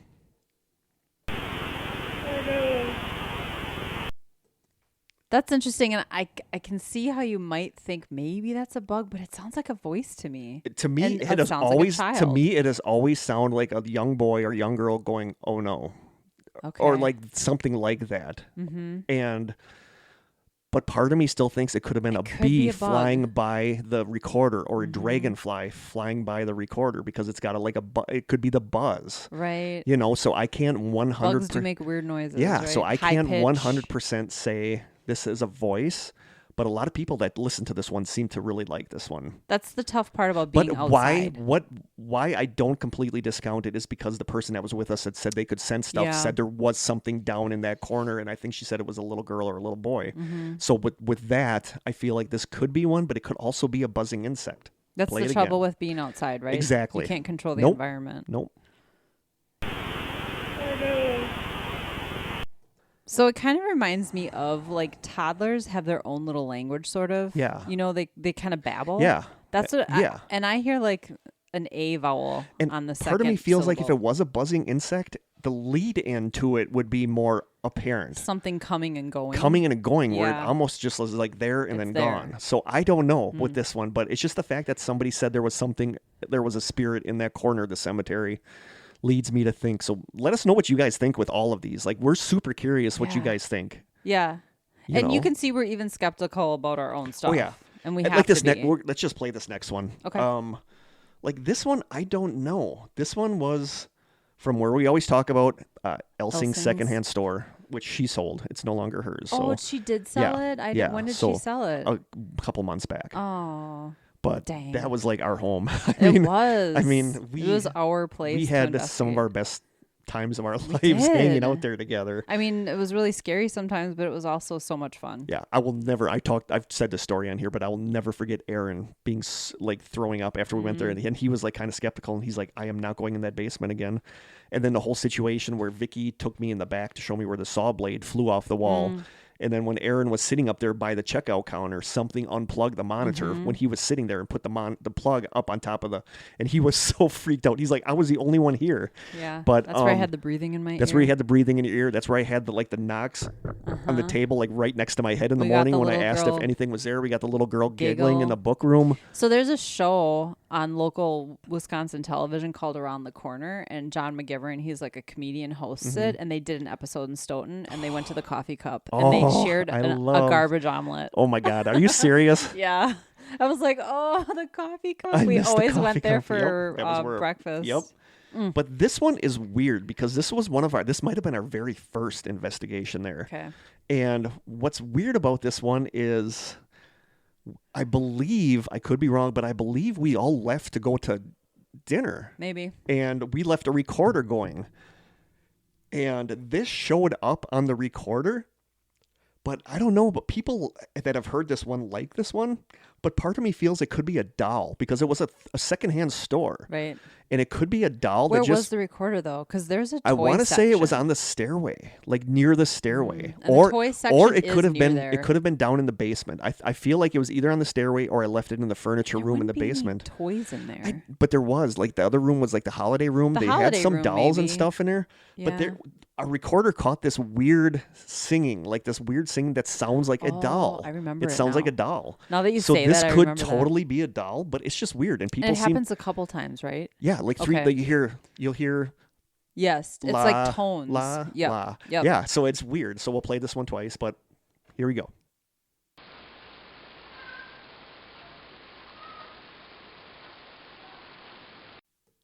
Okay, that's creepy. I mean, Yeah, I don't totally know. remember this. I don't know because it's in the background. It's almost like it's in a distant room from Yeah, where totally. we are. Yeah. But it's weird though that to me, like why I don't immediately discount it as a doll is because on the last la, it almost sounds like it's running out of air or it's running out of like there's something about the last Yeah, la it that's got almost like it's really being interrupted. quiet. It's almost like it's being interrupted by yeah. something. Or like it ran out of energy. Or it ran out of energy.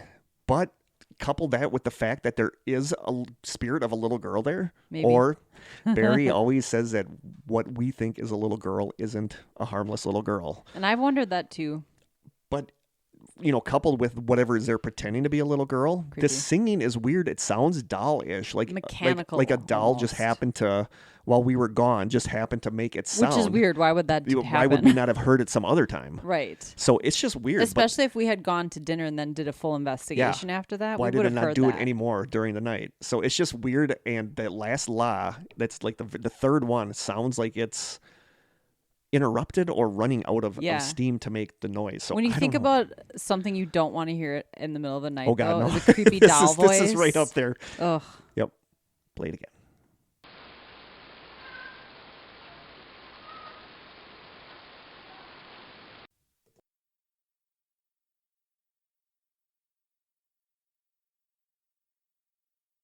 Yeah, the last one's just like It's a little peep. It's like so muted. Like a doll wouldn't do that. A doll would have... Unless it was running out.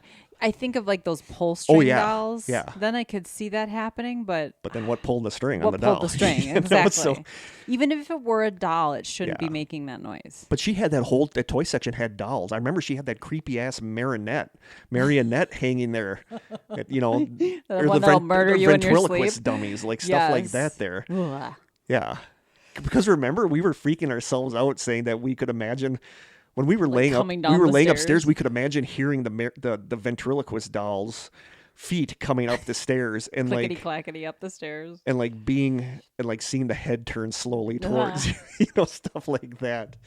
So I don't know what that one is, but it's just really interesting. Mm-hmm. Is it a spirit? I'm not 100% sure. It no, could be, but it's something that shouldn't be there. No, exactly. Because we were gone. Exactly.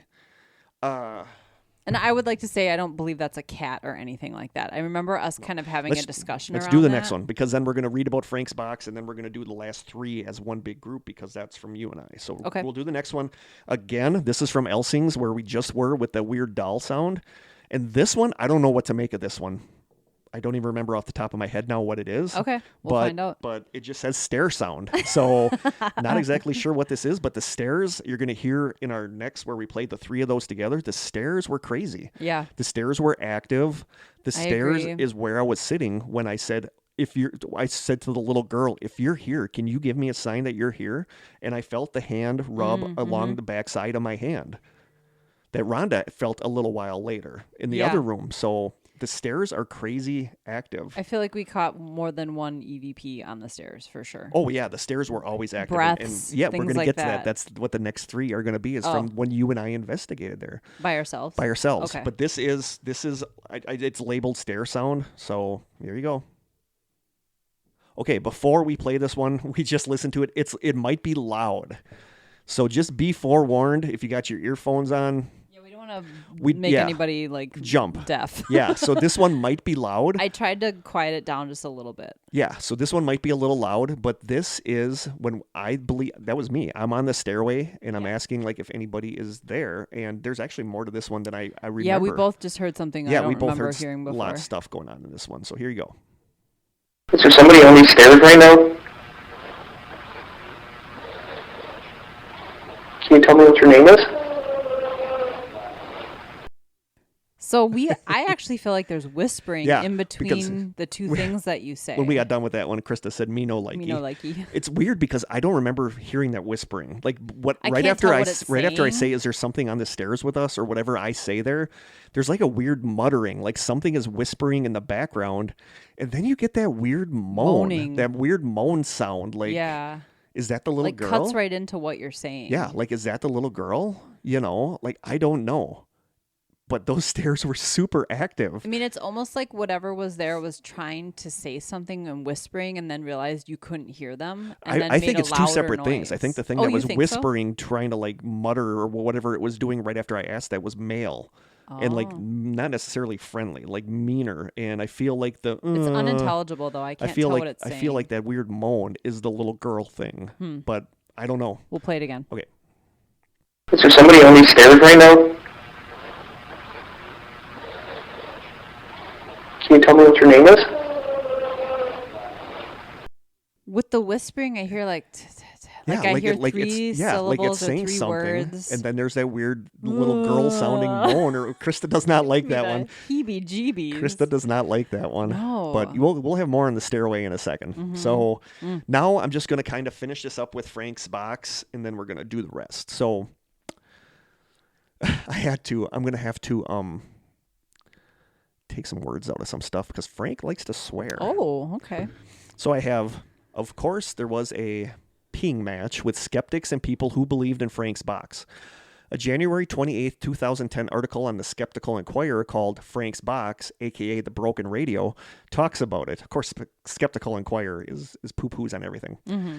The author of the article talked about Frank's Sumption, I think it's Sumption or something, Frank Sumption. That's Frank's Box. In some articles, he talked about it. He kind of like badmouthed it in some articles, and then Frank wrote back saying, quote, I make those boxes. What you say about it/me is highly exaggerated. I don't even use it for the usual paranormal BS, as in ghost hunting. I don't buy the usual Hollywood/Taps paranormal crap. That's mostly urban legends. Skeptic usually just means your mind is already made up and no other evidence is required, sought, or wanted. I don't sell this crap. I don't do ghost investigations, and I don't believe in hauntings. Something talks that is not radio broadcasts. It often addresses people present by name, and it sometimes cusses and swears. So according to the author of the Skeptical Inquirer article, he says, quote, the author extended an invitation to demonstrate his invention should I ever be in the area. Oh, wait, he says, hang on here, I'm completely lost. So yeah, he basically said if Frank's ever in the area, or if the guy that did it is ever in the area, they wanted to get together. So I give him credit because that's Frank cool. probably wants to beat him up. All right. And so, accompanied by Matthew Baxter of the Rocky Mountain Paranormal Research Society, I recently met Frank in his hometown of Littleton, Colorado. Frank Sumption told us that he is in frequent communication with a number of higher-level spirits via his boxes. These regular contacts include Otto and about 10 women with German names.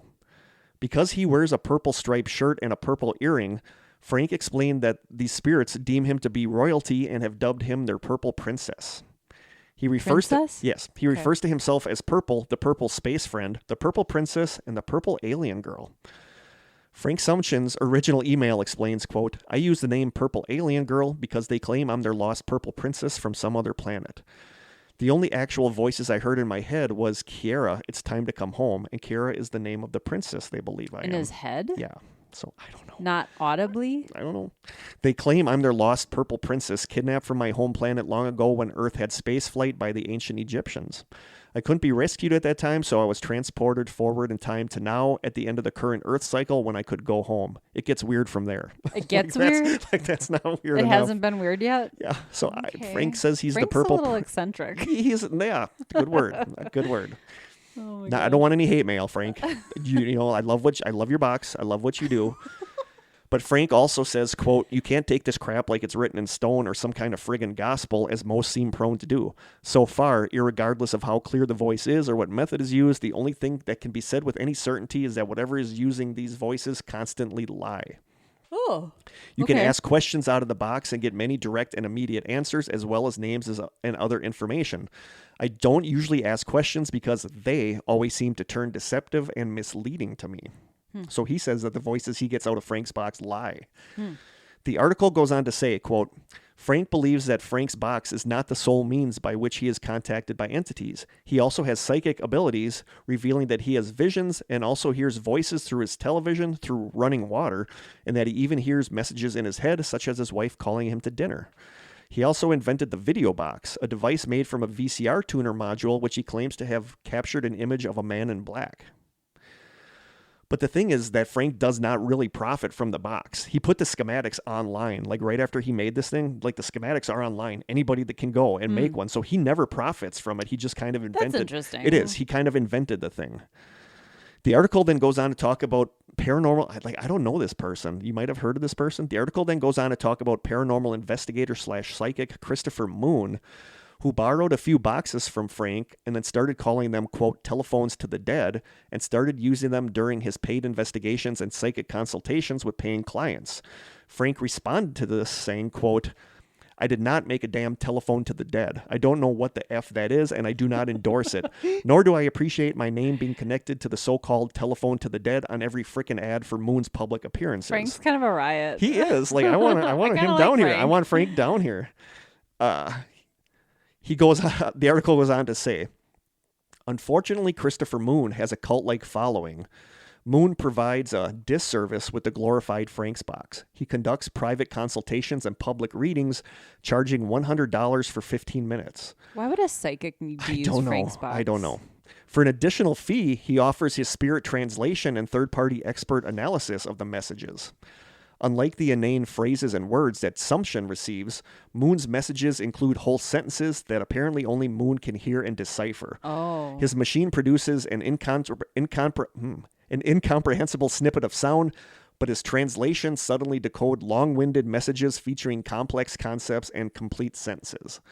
Like a magic wand, rabbit, and hat, Moon has featured this telephone to the dead as his gimmick in productions such as True TV's patently ridiculous show Door to the Dead, a television show following a team of so-called ghost hunters in their investigation of a haunted house. Christopher Moon sounds like a bit of a shyster. Herein lies, don't get us hate mail. Herein lies the most poignant criticism of Frank's box and all other forms of spirit communication. Using these devices to provide a service is a scam. While using them at all is questionable, charging money from vulnerable, grieving victims is unconscionable. It's not good. It's not right. Unconscionable. Thank you. Right? It's not right. Yes. No, but of I'm course, questioning. being skeptical inquirer, the article ends by saying that people are just hearing what they want to hear in the snippets of the radio sound. Mm-hmm. And I totally get that, but I knew nothing about the Christopher Moon, Frank Sumption feud that I think is just hilarious. And say what you want about Frank. He seems very candid. He's very candid, but he doesn't profit from it. He makes these boxes. There's something to be said for that. He gets mad because people borrow ones that he makes and they never give them back to him. Like Christopher Moon did. Yeah, he borrowed a bunch of them, and then too. all of a sudden he was calling them, quote, telephones to the dead. And making money off of them, which Frank has a very hard time with. Yeah. So just thought that was really, really interesting. As paranormal investigators, we have and never would ask for money for any investigations ever. Never. So before we get to theories, let's do our last series. Okay. And this is from Elsing's Secondhand Shop, where we just heard the last two, like the weird moan thing, the doll sounding thing. Mm-hmm. But we're going to play these kind of back to back. This is when Krista and I were there. I believe this is when you and I were there by ourselves for an investigation. Kind of an intense night. It was. I'll never forget us getting creeped out in the back room. Yeah. But I think, I could be wrong, but I think this is when just you and I were there. And I spent a lot of time on that stairway to the basement. And it was just you and I, and we kept getting like a weird breathing, like a exhale or something. Yeah. So we'll play the first one. It's interesting because I'm looking at the dates, and it's like August 21st, 2005.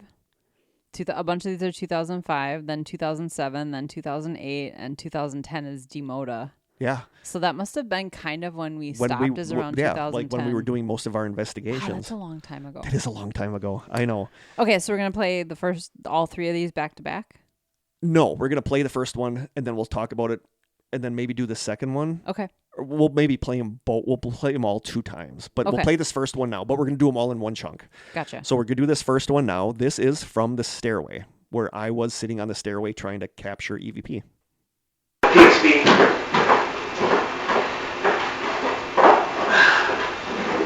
I kind of like the sound of real time. So what's interesting about that is that the sigh is so much closer to the recorder than you. My recorder was propped on the stairway. Yeah. I wanted to get EVP there. My recorder was propped on the stairway. I think you were like messing around in the furniture room, and I walked down to the furniture room and I was talking to you about real time. And I don't know what the real time was about, but I said it was cool being able to do real time. But my recorder was sitting on the stairway, and there is like a very audible breath, like right by my recorder on the stairway. Right up to the recorder. Yeah, where I asked for, if there's something here, could you leave a message? And then I walked down by you, and we got that, like, you can play it again. We got that weird exhale on the recorder, like right near the recorder. TSP.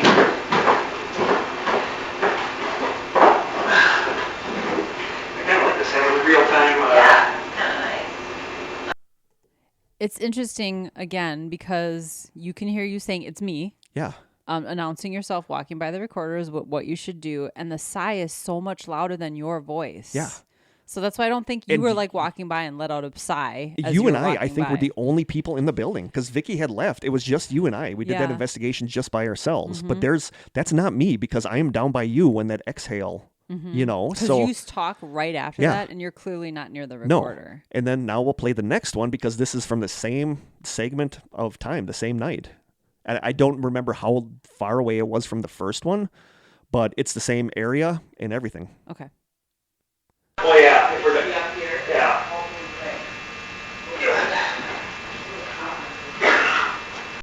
So it's funny as you listen back to these, we're like, I oh, forgot there's there was actually a two second things part. on here. And that doesn't even sound like a breath. That sounds like a whisper. Like something's trying to form a word. So there's the first one, you hear us talking, and recording? then you hear, Okay. I didn't know if we were still just chatting. You never know with me. There's like you hear us talking, and then you hear something whispering words. It sounds like it's whispering a 2-syllable word. Yep. I like murder, like something like that. I hear it whispering like a 2-syllable word like that. And I totally forgot there was a little, and then there's another sound. I forgot there was another sound at the end of that, but it sounds like the thing is trying to whisper, trying to muster up the energy to whisper a 2-syllable word, and then there's that other little bit at the end. Let's listen again. Oh yeah, if we're done. Yeah.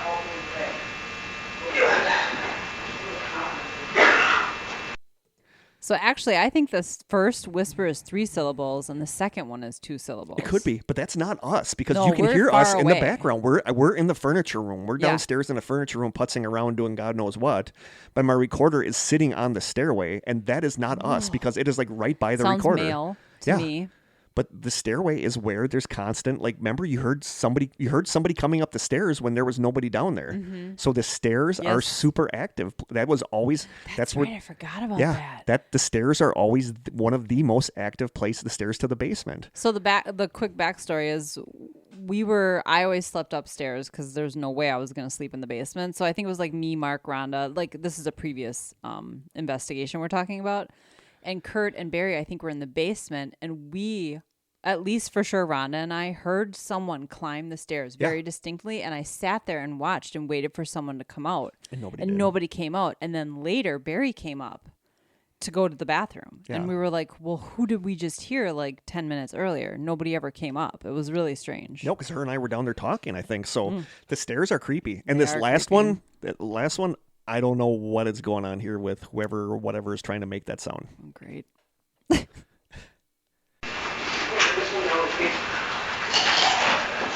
This I'm gonna leave up here. Now that's creepy. Like, I don't know what that is. It sounds like it's choking? choking. It sounds like whatever that voice was that was trying to talk to It us. was like, yeah, like the was voice, so whatever was weird. trying to talk to us on that stairway. And these again, we're in the We're in the background. background because we're down in the furniture room, and my recorder is on the stairs. You and I are the only ones in the building. There's nobody else there. And you can hear this audible sound like whatever that voice was is now choking. or something. Like, I don't know. I don't know how to explain this because there is nobody else there but us. And you can hear us in the Makes other no room. sense. It makes no sense. Like, it's right by the recorder on the stairway. So what the hell is on that stairway? Ugh. Here we go.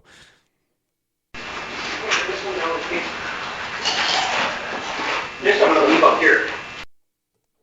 It's just so bizarre.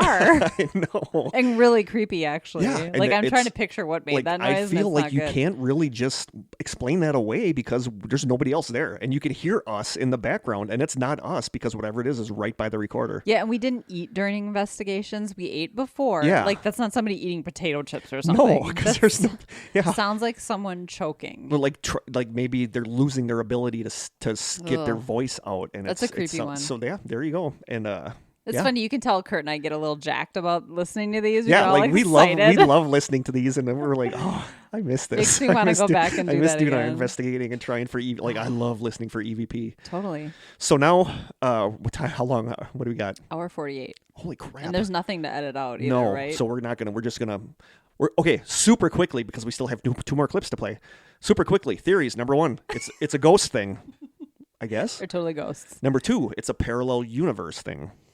I get that. We talked about that in our Yep. last EVP episode. Yep. Number 3, it's a psychic thing. We are the ones causing the EVP with our Sure. psychic abilities we don't know we have, our latent psychic abilities. And number 4, it's nothing. It's all just hearing what you want to hear. Explainable. Yeah. So there you go. I go with That's one or quickest, two. The quickest I've ever gone through. I go through one.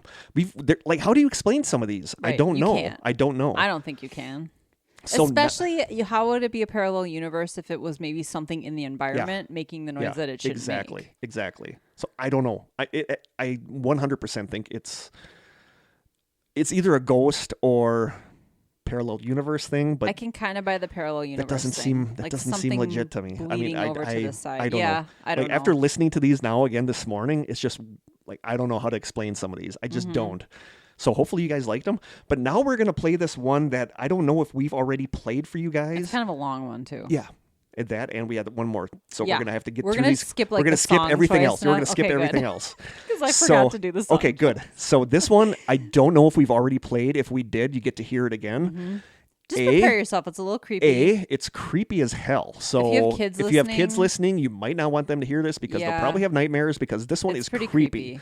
This is like the literal definition of what Krista and I are afraid of happening to one of us Yep. on a ghost investigation. And B, if this is yours or you know who caught this clip, let us know Yeah, because we're dying to know the I want to backstory. know the backstory behind this clip. It What was happened just, after? It was called something like Closet Camera 1. So this was during an investigation.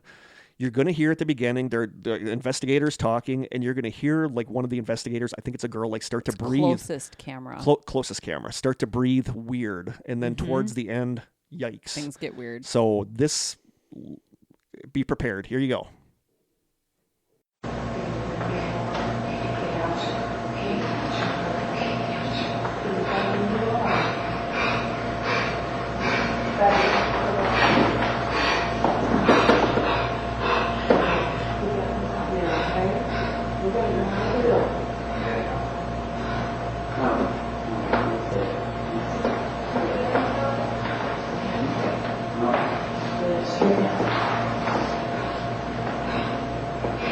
She okay? Get out just a minute. Who's over there? It's Jennifer. Do you need any help? Jen. Jennifer, you better stay with me. Don't you leave me. Jennifer. That's not funny. What? Is she with me? Oh, Becky. Okay, we need to clear it. You need to get back on the... Yep. Oh my god, I just saw one.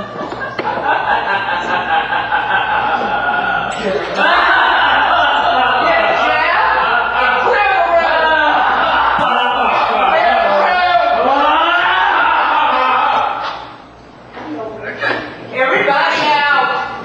Everybody out!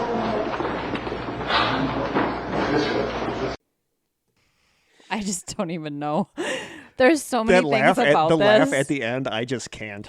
Just the buildup of it. It's a woman, Jennifer. They keep Yeah. saying Jennifer. People, you can hear how concerned people are getting. Like the emotion in their voices. Like there's something wrong. But how with the this voice, person. when it's laughing, how it changes, how the tone changes and it gets deeper. Deeper. So I don't know. I mean, that is what Krista and I are afraid of on And just the investigation. reaction of like everybody get out, clear the room. Yeah. You all need to get out of here Yeah. right now because Yep. something is happening that we don't. So we're only gonna It's play that really one once. scary. We're only gonna play that one once. But yeah, Krista and I are just looking at each other while we're listening to it, and she's got chills. It's scary. It freaks me out as much now as Yep. it did the first time I heard it. Yeah, like I said, I cannot listen to that at night because Head to it is toe just chills. Yeah, it's just no. That's a no. So if I don't you know, ever want to witness if it. anybody knows what's going on there, we want to know the backstory of that. Mm-hmm. And lastly, just because that one was We super need to lighten scary, the we load a need to little. lighten the mood a little bit.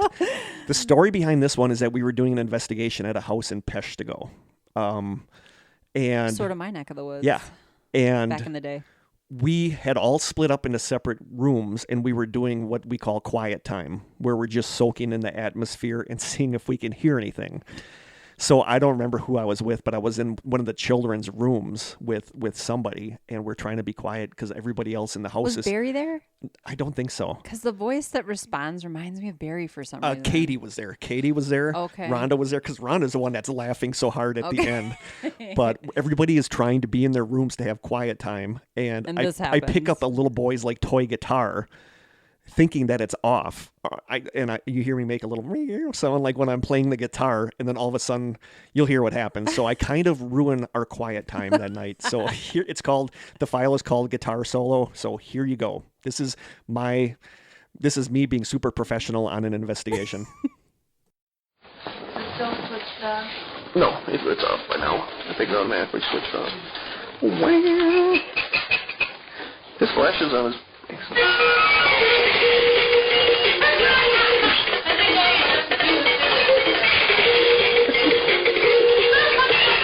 How does it go off? Wow.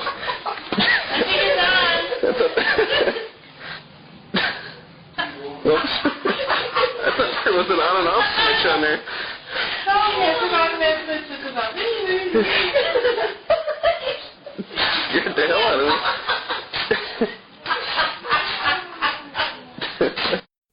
And good times were had by all. So yeah, there you go. That's Kurt screwing up quiet time during a ghost investigation. People in the other room were like, "What the hell was that?" Because they were all trying to like heads down in the dark, and we're trying to be super still. And no, I hear Mark say, "Scared the hell out of me." Yeah. Yep. So that is me with my guitar solo during a ghost investigation. You know, I just had a thought to myself as we were listening to this one. Do you think it's possible that by playing EVPs in your house, you invite something? Oh, in? totally. That's why I'm Great. glad we're not doing it at my place. Well, you had to listen to all these at your place. So. Yes, good point. So there you guys go. Another EVP episode. I know people wanted to hear more of our EVPs, so hopefully those were to your liking. Yeah. And Chris and I are all like amped up now Yeah. because we love Makes me listening to wanna these things. investigate. And it's just it doesn't feel like it was that long ago, but it was. It really was. But Like the 10 years breathing ago, on the 11 years.